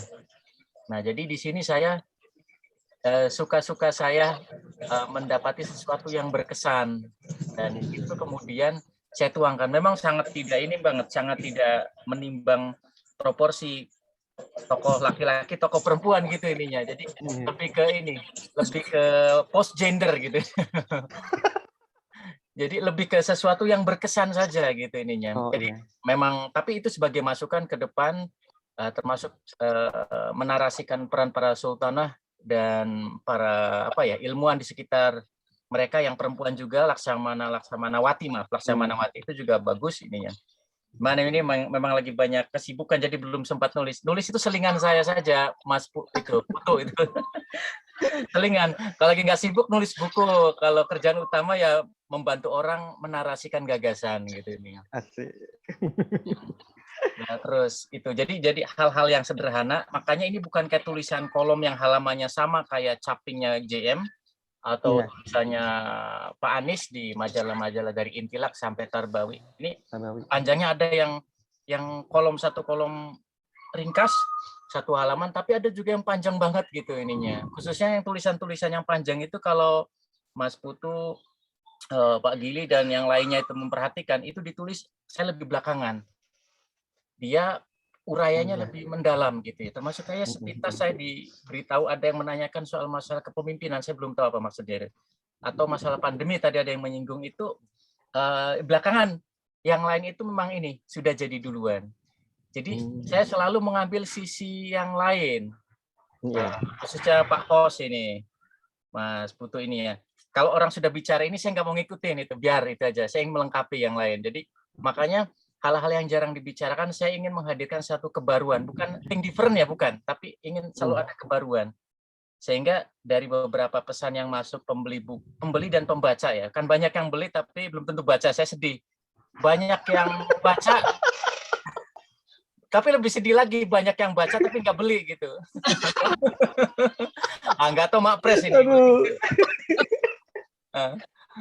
Nah, tapi kayak pembicara kita Pak dosen Gili ini insya Allah masuk kategori keduanya lah. Bukti sahihnya ada di belakangnya itu. Saya yakin itu bukan template background ya. Ini juga bukan Bukan, template. bukan. Kan itu kalian ini berdua nih. Nah, itu. Jadi sengaja menghadirkan sisi-sisi yang orang lain sudah banyak mengulas, saya nggak mau mengulang lagi. Jadi itu sih semangat kalau saya bikin buku itu belakangan seperti itu. Khususnya lagi kalau ini dihikmatkan ke teman-teman saya di Garbi dulu. Maksud saya setelah Garbi bentuk partai itu atau masih tetap itu pengen ada sesuatu yang ringan. Jadi ini bacaan ringan. Meskipun kalau di Jogja adalah beberapa orang melarang membaca buku ini juga. Katanya bukunya itu membawa kesesatan. Astagfirullahaladzim. Itu ada agen buku penerbitnya ngasih tahu saya itu. Oh, Ya sudahlah. Terus ada orang yang agennya bilang di bagian apa tulisan beliau itu menyesatkan. Ya pokoknya sesat ya. Kalau sudah pokoknya selesai lah. Subhanaka Allahumma wa bihamdik aja lah. Sudah. Kalau sudah babnya itu pokoknya itu adalah. Tapi saya kira itu sangat minoritas dan bukan mewakili komunitas tertentu itu tuh oknum aja yang ada khil atau hasad atau apa nggak paham saya. Well, saya dikasih tuh salah satu agen dari penerbit itu katanya ada yang sempat ngarang buku antum. Oh gitu ya, sudah nggak apa-apa. Jadi ini saya sengaja jadi bacaan ringan saja, teman-teman, jadi bacaan ringan dan mohon maaf kalau masih ringannya saya masih susah juga kadang mohon maaf juga kadang eksperimen bahasa, walaupun tadi eksperimen bahasa pernah saya lakukan di Mufakat Firasat ya, bahasanya itu kan minimal S2 lah. Kalau yang bisa membaca anak S1 saya bilang ente kecerdasannya di atas rata-rata. Saya anak S1 Om. Iya. Karena buku itu dibaca oleh teman-teman kita di jiran itu mereka paham. Tapi teman-teman di sini di negeri saya di Indonesia negeri kita itu rata-rata ini bahasanya kok kayak bahasa jadul banget gitu ya saudara. Ya itu ya betul memang bahasanya ini Bang sangat sastrawi banget, tinggi. Makanya tuh agak harus dengan fokus konsentrasi penuh. Iya, itu banyak yang menanti itu sebelum waktu itu risetnya harus mendalam, riset bahasa dan sebagainya. Jadi di buku, kembali ke buku yang kita dibedah oleh udah dokter ya, Dokter Gili ini nanti insya Allah dokter. Kandidat Bang. Kandidat ya, Promovendus Gili ini. Ya, insya Allah lah dokternya. Ini menghadirkan sesuatu yang memang mana bukunya ini sampai lupa. Wah, tadi asistennya nggak nyiapin ini. Nah, tadi Bu Emma nanya ya kayak di chat ini, siapa asistennya? Tahulah orangnya Bu Emma, pernah ketemu. Udah pergi, ada di masjid. Nah, jadi dia satu hal yang memang memberikan satu perspektif dan saya kira pembaca yang tahu tabiat saya, buku ini bisa dibaca acak, tidak dari awal nggak apa-apa. Jadi misalkan tadi ya, kalau tidak salah ada statement dari Pak Gili bahwa ini banyak tokoh nasionalis gitu. Ini bukan juga titipan dari pihak tertentu juga enggak. Ini memang suka-suka saya aja. Jadi ini subjektif banget. Tokoh ini layak. Misalkan saya ambil pokoknya prinsipnya al-hikmatu dhalatul mu'min itu ya. Jadi bahkan seorang orientalis Jerman itu saja saya tampilkan karena saya terpukul waktu dengar cerita itu. Dia tiap subuh murojaah Quran gitu. Dahsyat banget dirinya. Orientalis Jerman, orangnya masih hidup. Sementara saya aja, tidak kalah banyak lah lembaran ayatnya. Nah, ini banyak yang nggak tahu nih. Ini banyak yang nggak. Akhirnya saya tampilkan gitu, Pre. Terus banyak teman-teman misalkan khususnya tulisan tentang Amr bin Ash ini. Ya, banyak orang yang mengkritik posisi beliau. Iya, kita paham lah. Polemiknya posisi beliau. Nah, tapi saya coba hadirkan dalam perspektif yang lebih menarik bahwa Ibnul Athir pernah mengatakan bahwa di antara 4 orang Arab cerdas selepas Rasulullah dan para khulafaur rasyidin itu di antara adalah Amr bin Ash itu ininya. Ada sesuatu gitunya. Nah, saya juga menyitir tentang ini hadis kalau tidak salah disitir hadisnya Mustarid Al-Qurashi itu ininya. Ini hadis saya suka sekali. Selama Ramadan saya sering menyitir hadis ini tentang 5 karakter keunikan orang-orang Romawi menurut analisis Amr bin al-Asyid ininya, dan ia pakai pada saat menguraikan soal pandemi itu. Mungkin ini sedikit menambahkan, tadi ada yang nanya di kolom chat ya. Itu ada bagus sekali hadisnya sahih dari Muslim ininya. Nah, di situ itu akhir-akhir saya nemukan itu. Akhirnya saya lebih panjangin lagi tulisannya gitu. dan seterusnya gitu. Jadi ini memang buku suka-suka dalam arti mau halaman berapa dulu silakan, monggo. Mau yang tema siapa, monggo. Jadi ada yang bilang begini pembaca buku ini, Mas Putu, ini seperti buku indeks toko-toko ya Mas ininya. Oh iya boleh ibu-ibu ini pembaca setia juga kayak jenengan berdua sama Dokter Gili ini. Jadi setiap ada buku saya tuh nanya itunya. Ini seorang ini pegiat LSM itu loh di Jabodetabek. Nah beliau selalu itu menanyakan. Nah di buku ini beliau memberikan satu statement menarik. Buku ini seperti indeks dari apa namanya toko-toko yang saya dari sebanyak itu 40 atau 50 Dokter Gili saya lupa itu. Toko itu beliau itu hanya mengenal 3 kalau nggak salah, 3 toko lah, tidak sampai 5. Ini banyak sekali yang ini baru katanya. Dia rekomendasikan ke koleganya. Ya bagi saya senang aja gitu nih. Terus ke teman-teman jaringan HMI juga sama. Saya tidak tahu mengangkat Anies Baswedan, terus siapa lagi di situ. Lafran Pane itu bukan karena ada misi kolaborasi dari tokoh tertentu juga enggak itu nih. Ini buku ini apolitik gitu ini. Buku ini apolitik gitu ini. Tapi ternyata adalah tokoh teman saya dari Gelora itu menjadikan buku ini alat lobby ke Kahmi gitu. Masya Allah gitu ya. Masa saya nggak nyangka gitu ya. Saya bilang buku ente buat ini apa namanya buat bahan amunisi. Dia beli terus teman di DPN itu beli untuk karena latar belakangnya sebagai Kahmi, beliau ini ibu-ibu ini terus silaturahim ke jaringannya Kahmi, apalagi ada AB Anies Baswedan masuk itu ininya dan seterusnya gitu. Saya nulis Lafran Pane itu nggak kebayang bukan buat itu gitu ininya. Jadi pure ini ada sesuatu yang menarik. Bayangkan keluarga Pane itu kan kita kenal semuanya, ada Sanusi Pane, ada Armin Pane. Nah, ada Lafran Pane, kita nggak adil pada sosok ini. Tapi gerakannya malah hari ini membesar banget gitu ininya. Dan jarang orangnya memang apa ya, balik layar lah Pak Lafran ini. Nah, saya penting nih bagi teman-teman Islamis mengenal Pak Lafran itu dan seterusnya itu. Jadi model-model kayak gitu saya memunculkan hal yang apa ya, wisdom itunya, kehikmah kebijakan tokoh manapun dalam prinsip tadi. Begitu sih ininya. Mohon maaf kalau kepanjangan Pak host gitunya. Saya kembalikan. Ini bukan forum tabayun ya, enggak apa-apa itu saya catat tadi masukan. Masih ada tabayun aja di SN itu. Nanti saya dikritik sama apa itu Partai Buaya Darat apa? Iya, Partai Buaya Darat. Ada itu. Apa? Rajanya ada, sebutannya raja apa presiden juga? Nggak ada sih kayaknya kalau hari ini kayaknya. Nggak ada. Terima kasih sekali Mas Yusuf, luar biasa nih. Saya termasuk menunggu-nunggu forum ini walaupun baru bertemu secara Zoom ya. Sebenarnya saya sempat berkantor di Temanggung 1,5 tahun itu berharap sekali tuh di Jogja ketemuan ya, ternyata sudah balik Jakarta belum sempat ketemu ya. Tapi terjawab Mas, tadi kan sempat ada pertanyaan tadi benang merah antar tokoh-tokohnya dan ternyata memang ya ada di judulnya ya Bang ya. Kan judulnya kan Gapai Hikmah dan Hidayah. Hikmah itu kan memang terserak gitu. Jadi saya pikir terjawab. Dan memang izin ada yang bertanya ini termasuk kayak tadi juga yang asisten ini mencatat dari Dokter Gili katanya soal referensi ya. Oh iya betul, referensi. Ya karena ini model tulisan kolom, jadi nggak pakai footnote, nggak pakai itu. Tapi sebagai sebuah apa ya senarai terakhir, saya nanti perlu pertimbangkan dengan pihak penerbit, boleh nggak ada penambahan halaman misalnya gitu ininya. Sempat terpikir gitu, akan ada ini nyambung juga ke siapa ini Ibu atau Mbak Farida. Mbak Farida.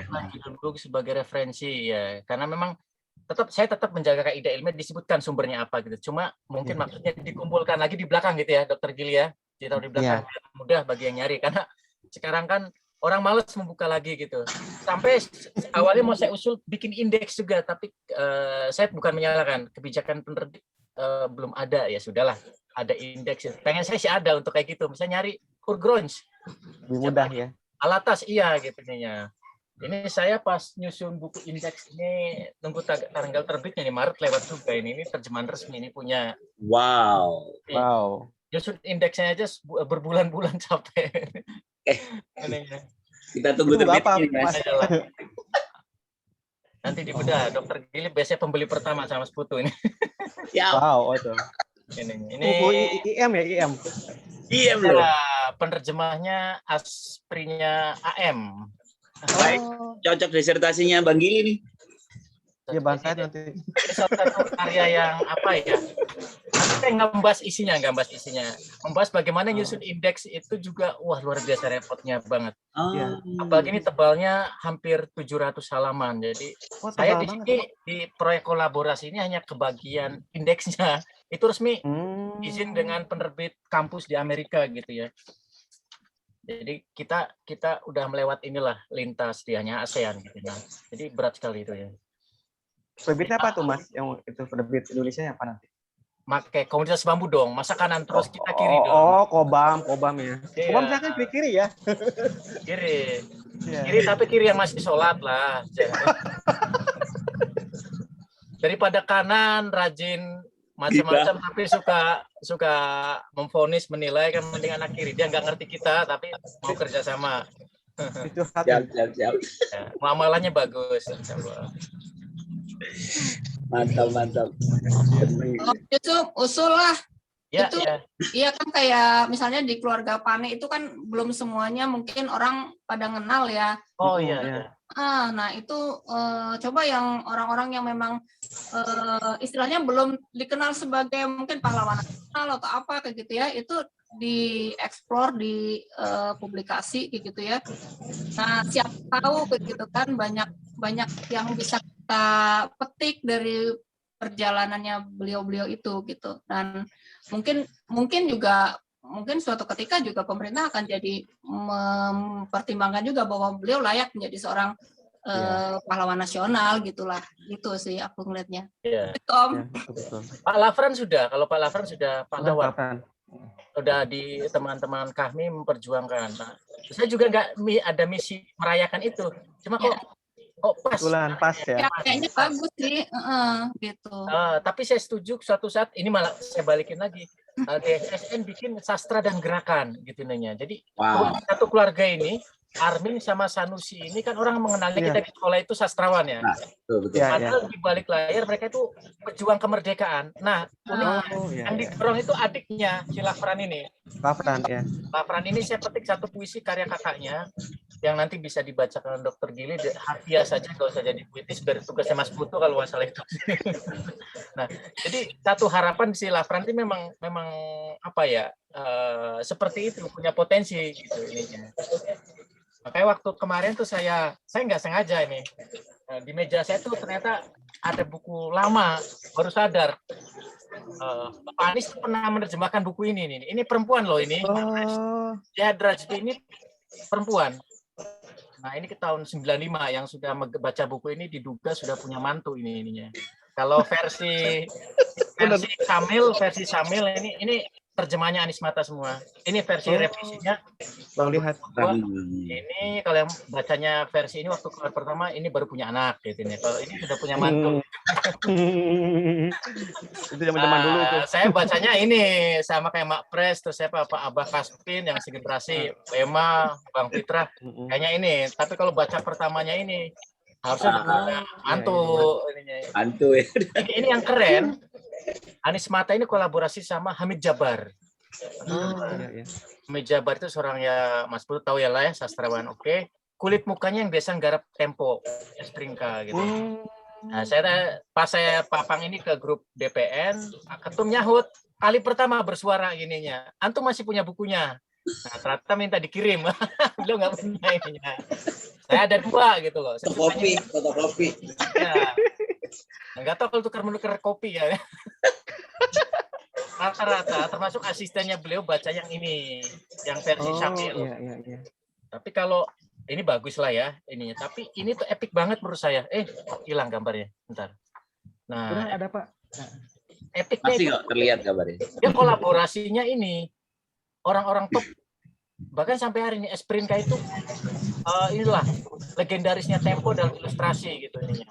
Kita masalah selera soal yang lainnya. Terus editornya tuh Hamid Jabar, sastrawan, di bawah ratingnya Taufik Ismail karena popularitas, kalau kemampuan itu subjektif lah.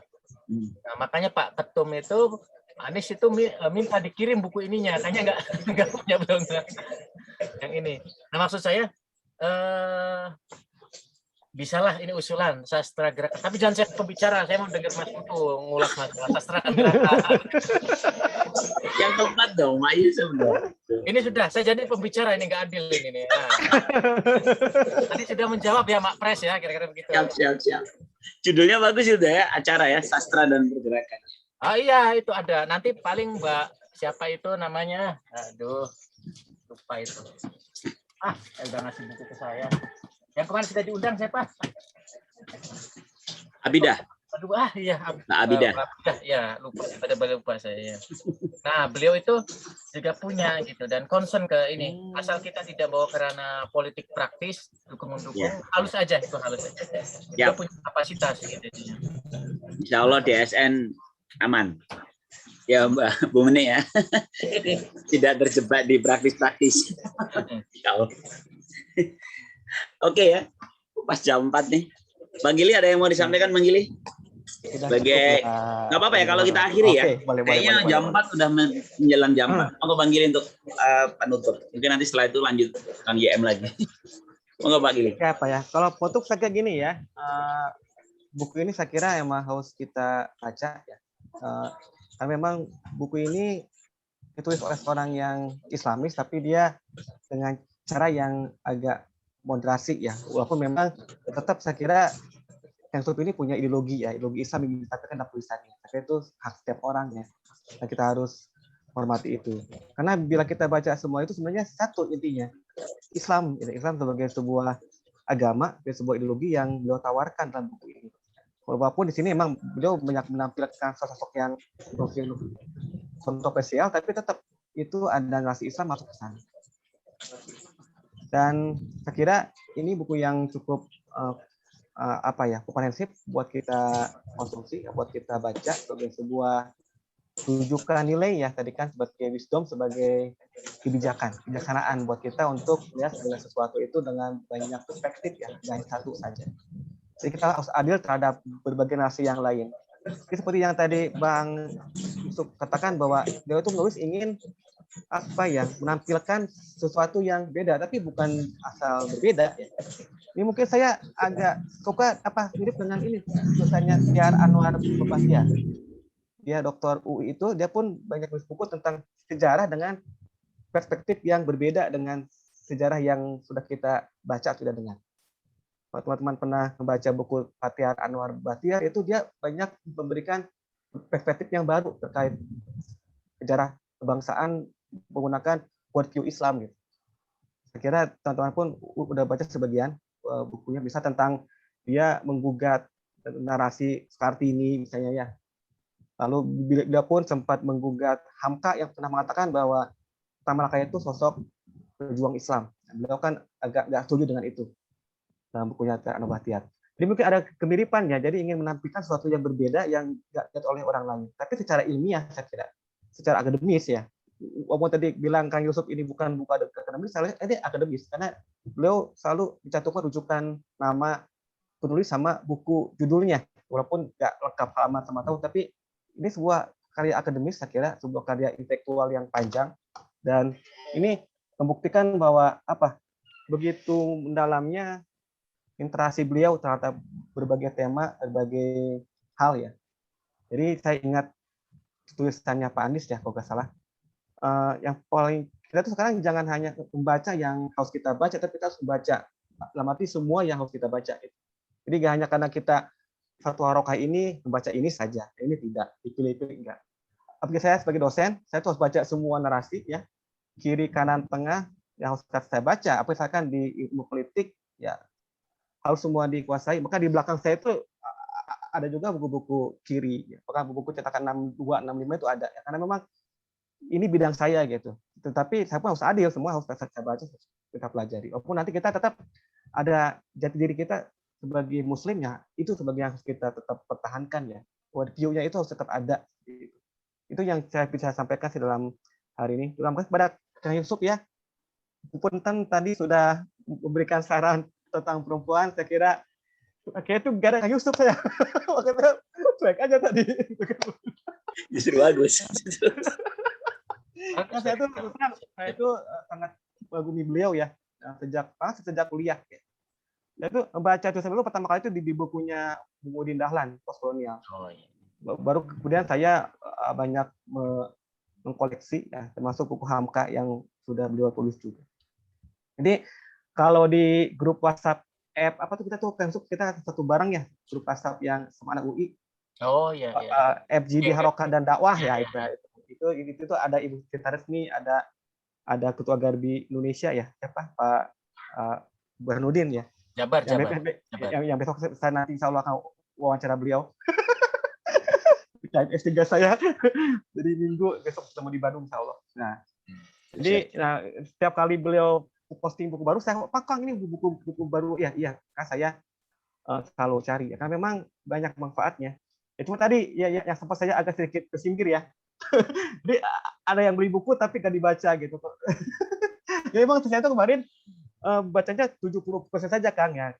Udah baca tapi nanti dulu. Tapi pas kemarin ditawarin saya akhirnya menuntaskan semua gitu.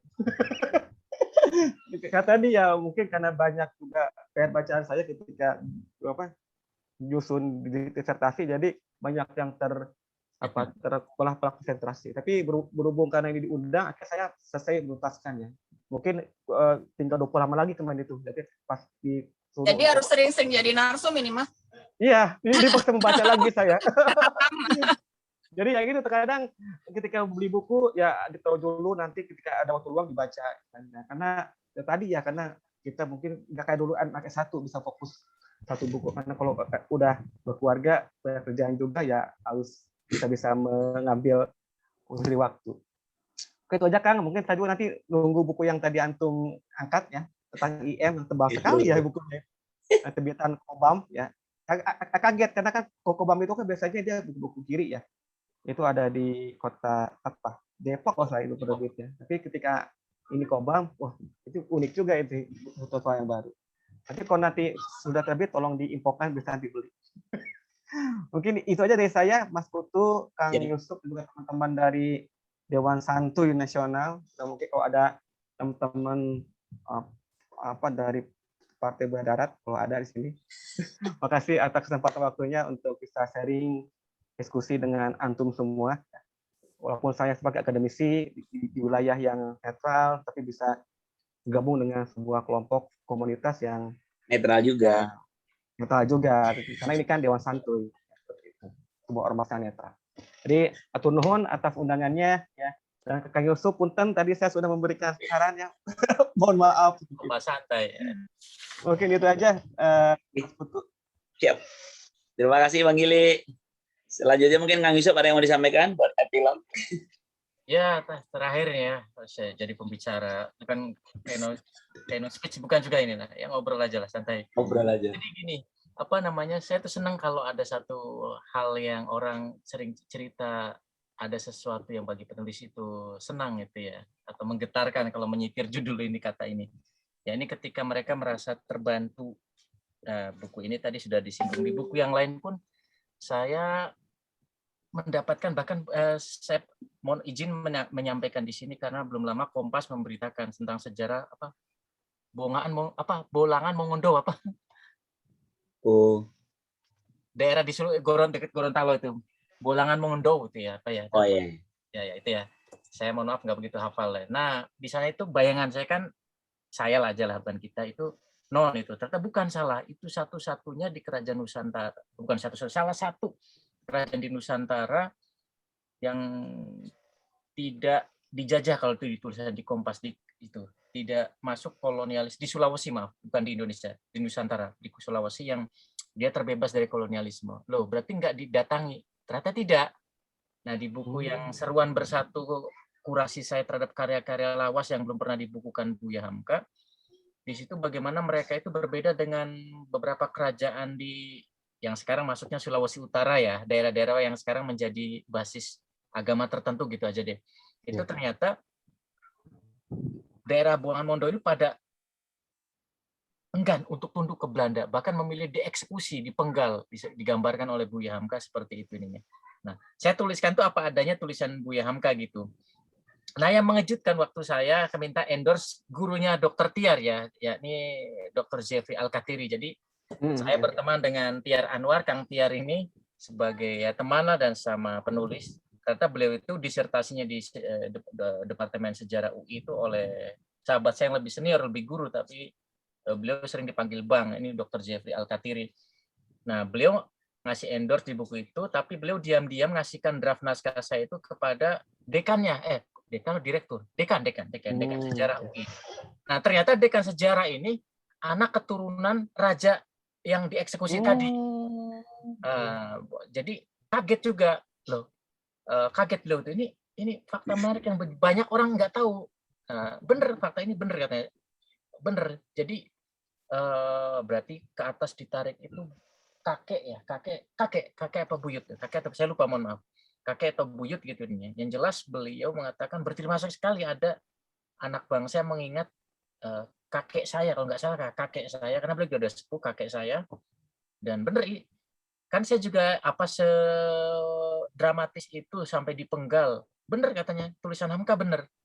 Wong dekan sejarah masa mempertaruhkan reputasi, nggak mungkin ya. Bener kok, bener katanya, bener. Nah, ya berterima sekali. Nah, maksud saya banyak yang tidak tahu, termasuk para pembaca Buya Hamka, bahwa Buya pernah menulis tulisan sederhana bahwa ada raja yang memilih dipenggal dari daerah Bolaan Mondo itu, Mongondo apa, salah satu kesultanan, ada beberapa ya, daripada mereka konversi agama Belanda gitu. Saya milih dieksekusi aja. Nah, jadi dekan sejarah itu anak keturunannya. Nah, saya berharap juga di buku-buku yang lain itu sih kepuasan dari seorang penulis, dalam arti itu ada kadang nyambung dengan siapapun. Kalau dengan yang hadir di sini saya kira nyambung banget, koneksinya ada yang kuat kayak Dr. Gili, Mas Putu, Mak Pres, dan seterusnya lah.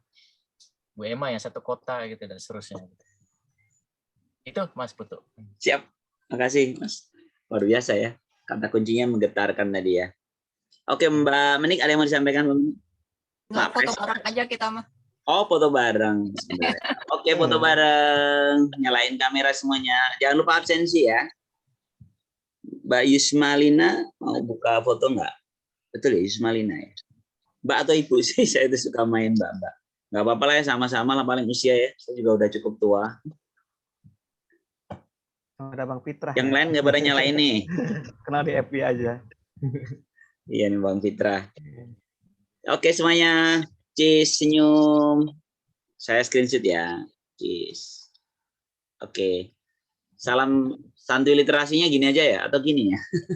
Salam literasi kan begini. Kalau gini santuy literasi. Oh gitu.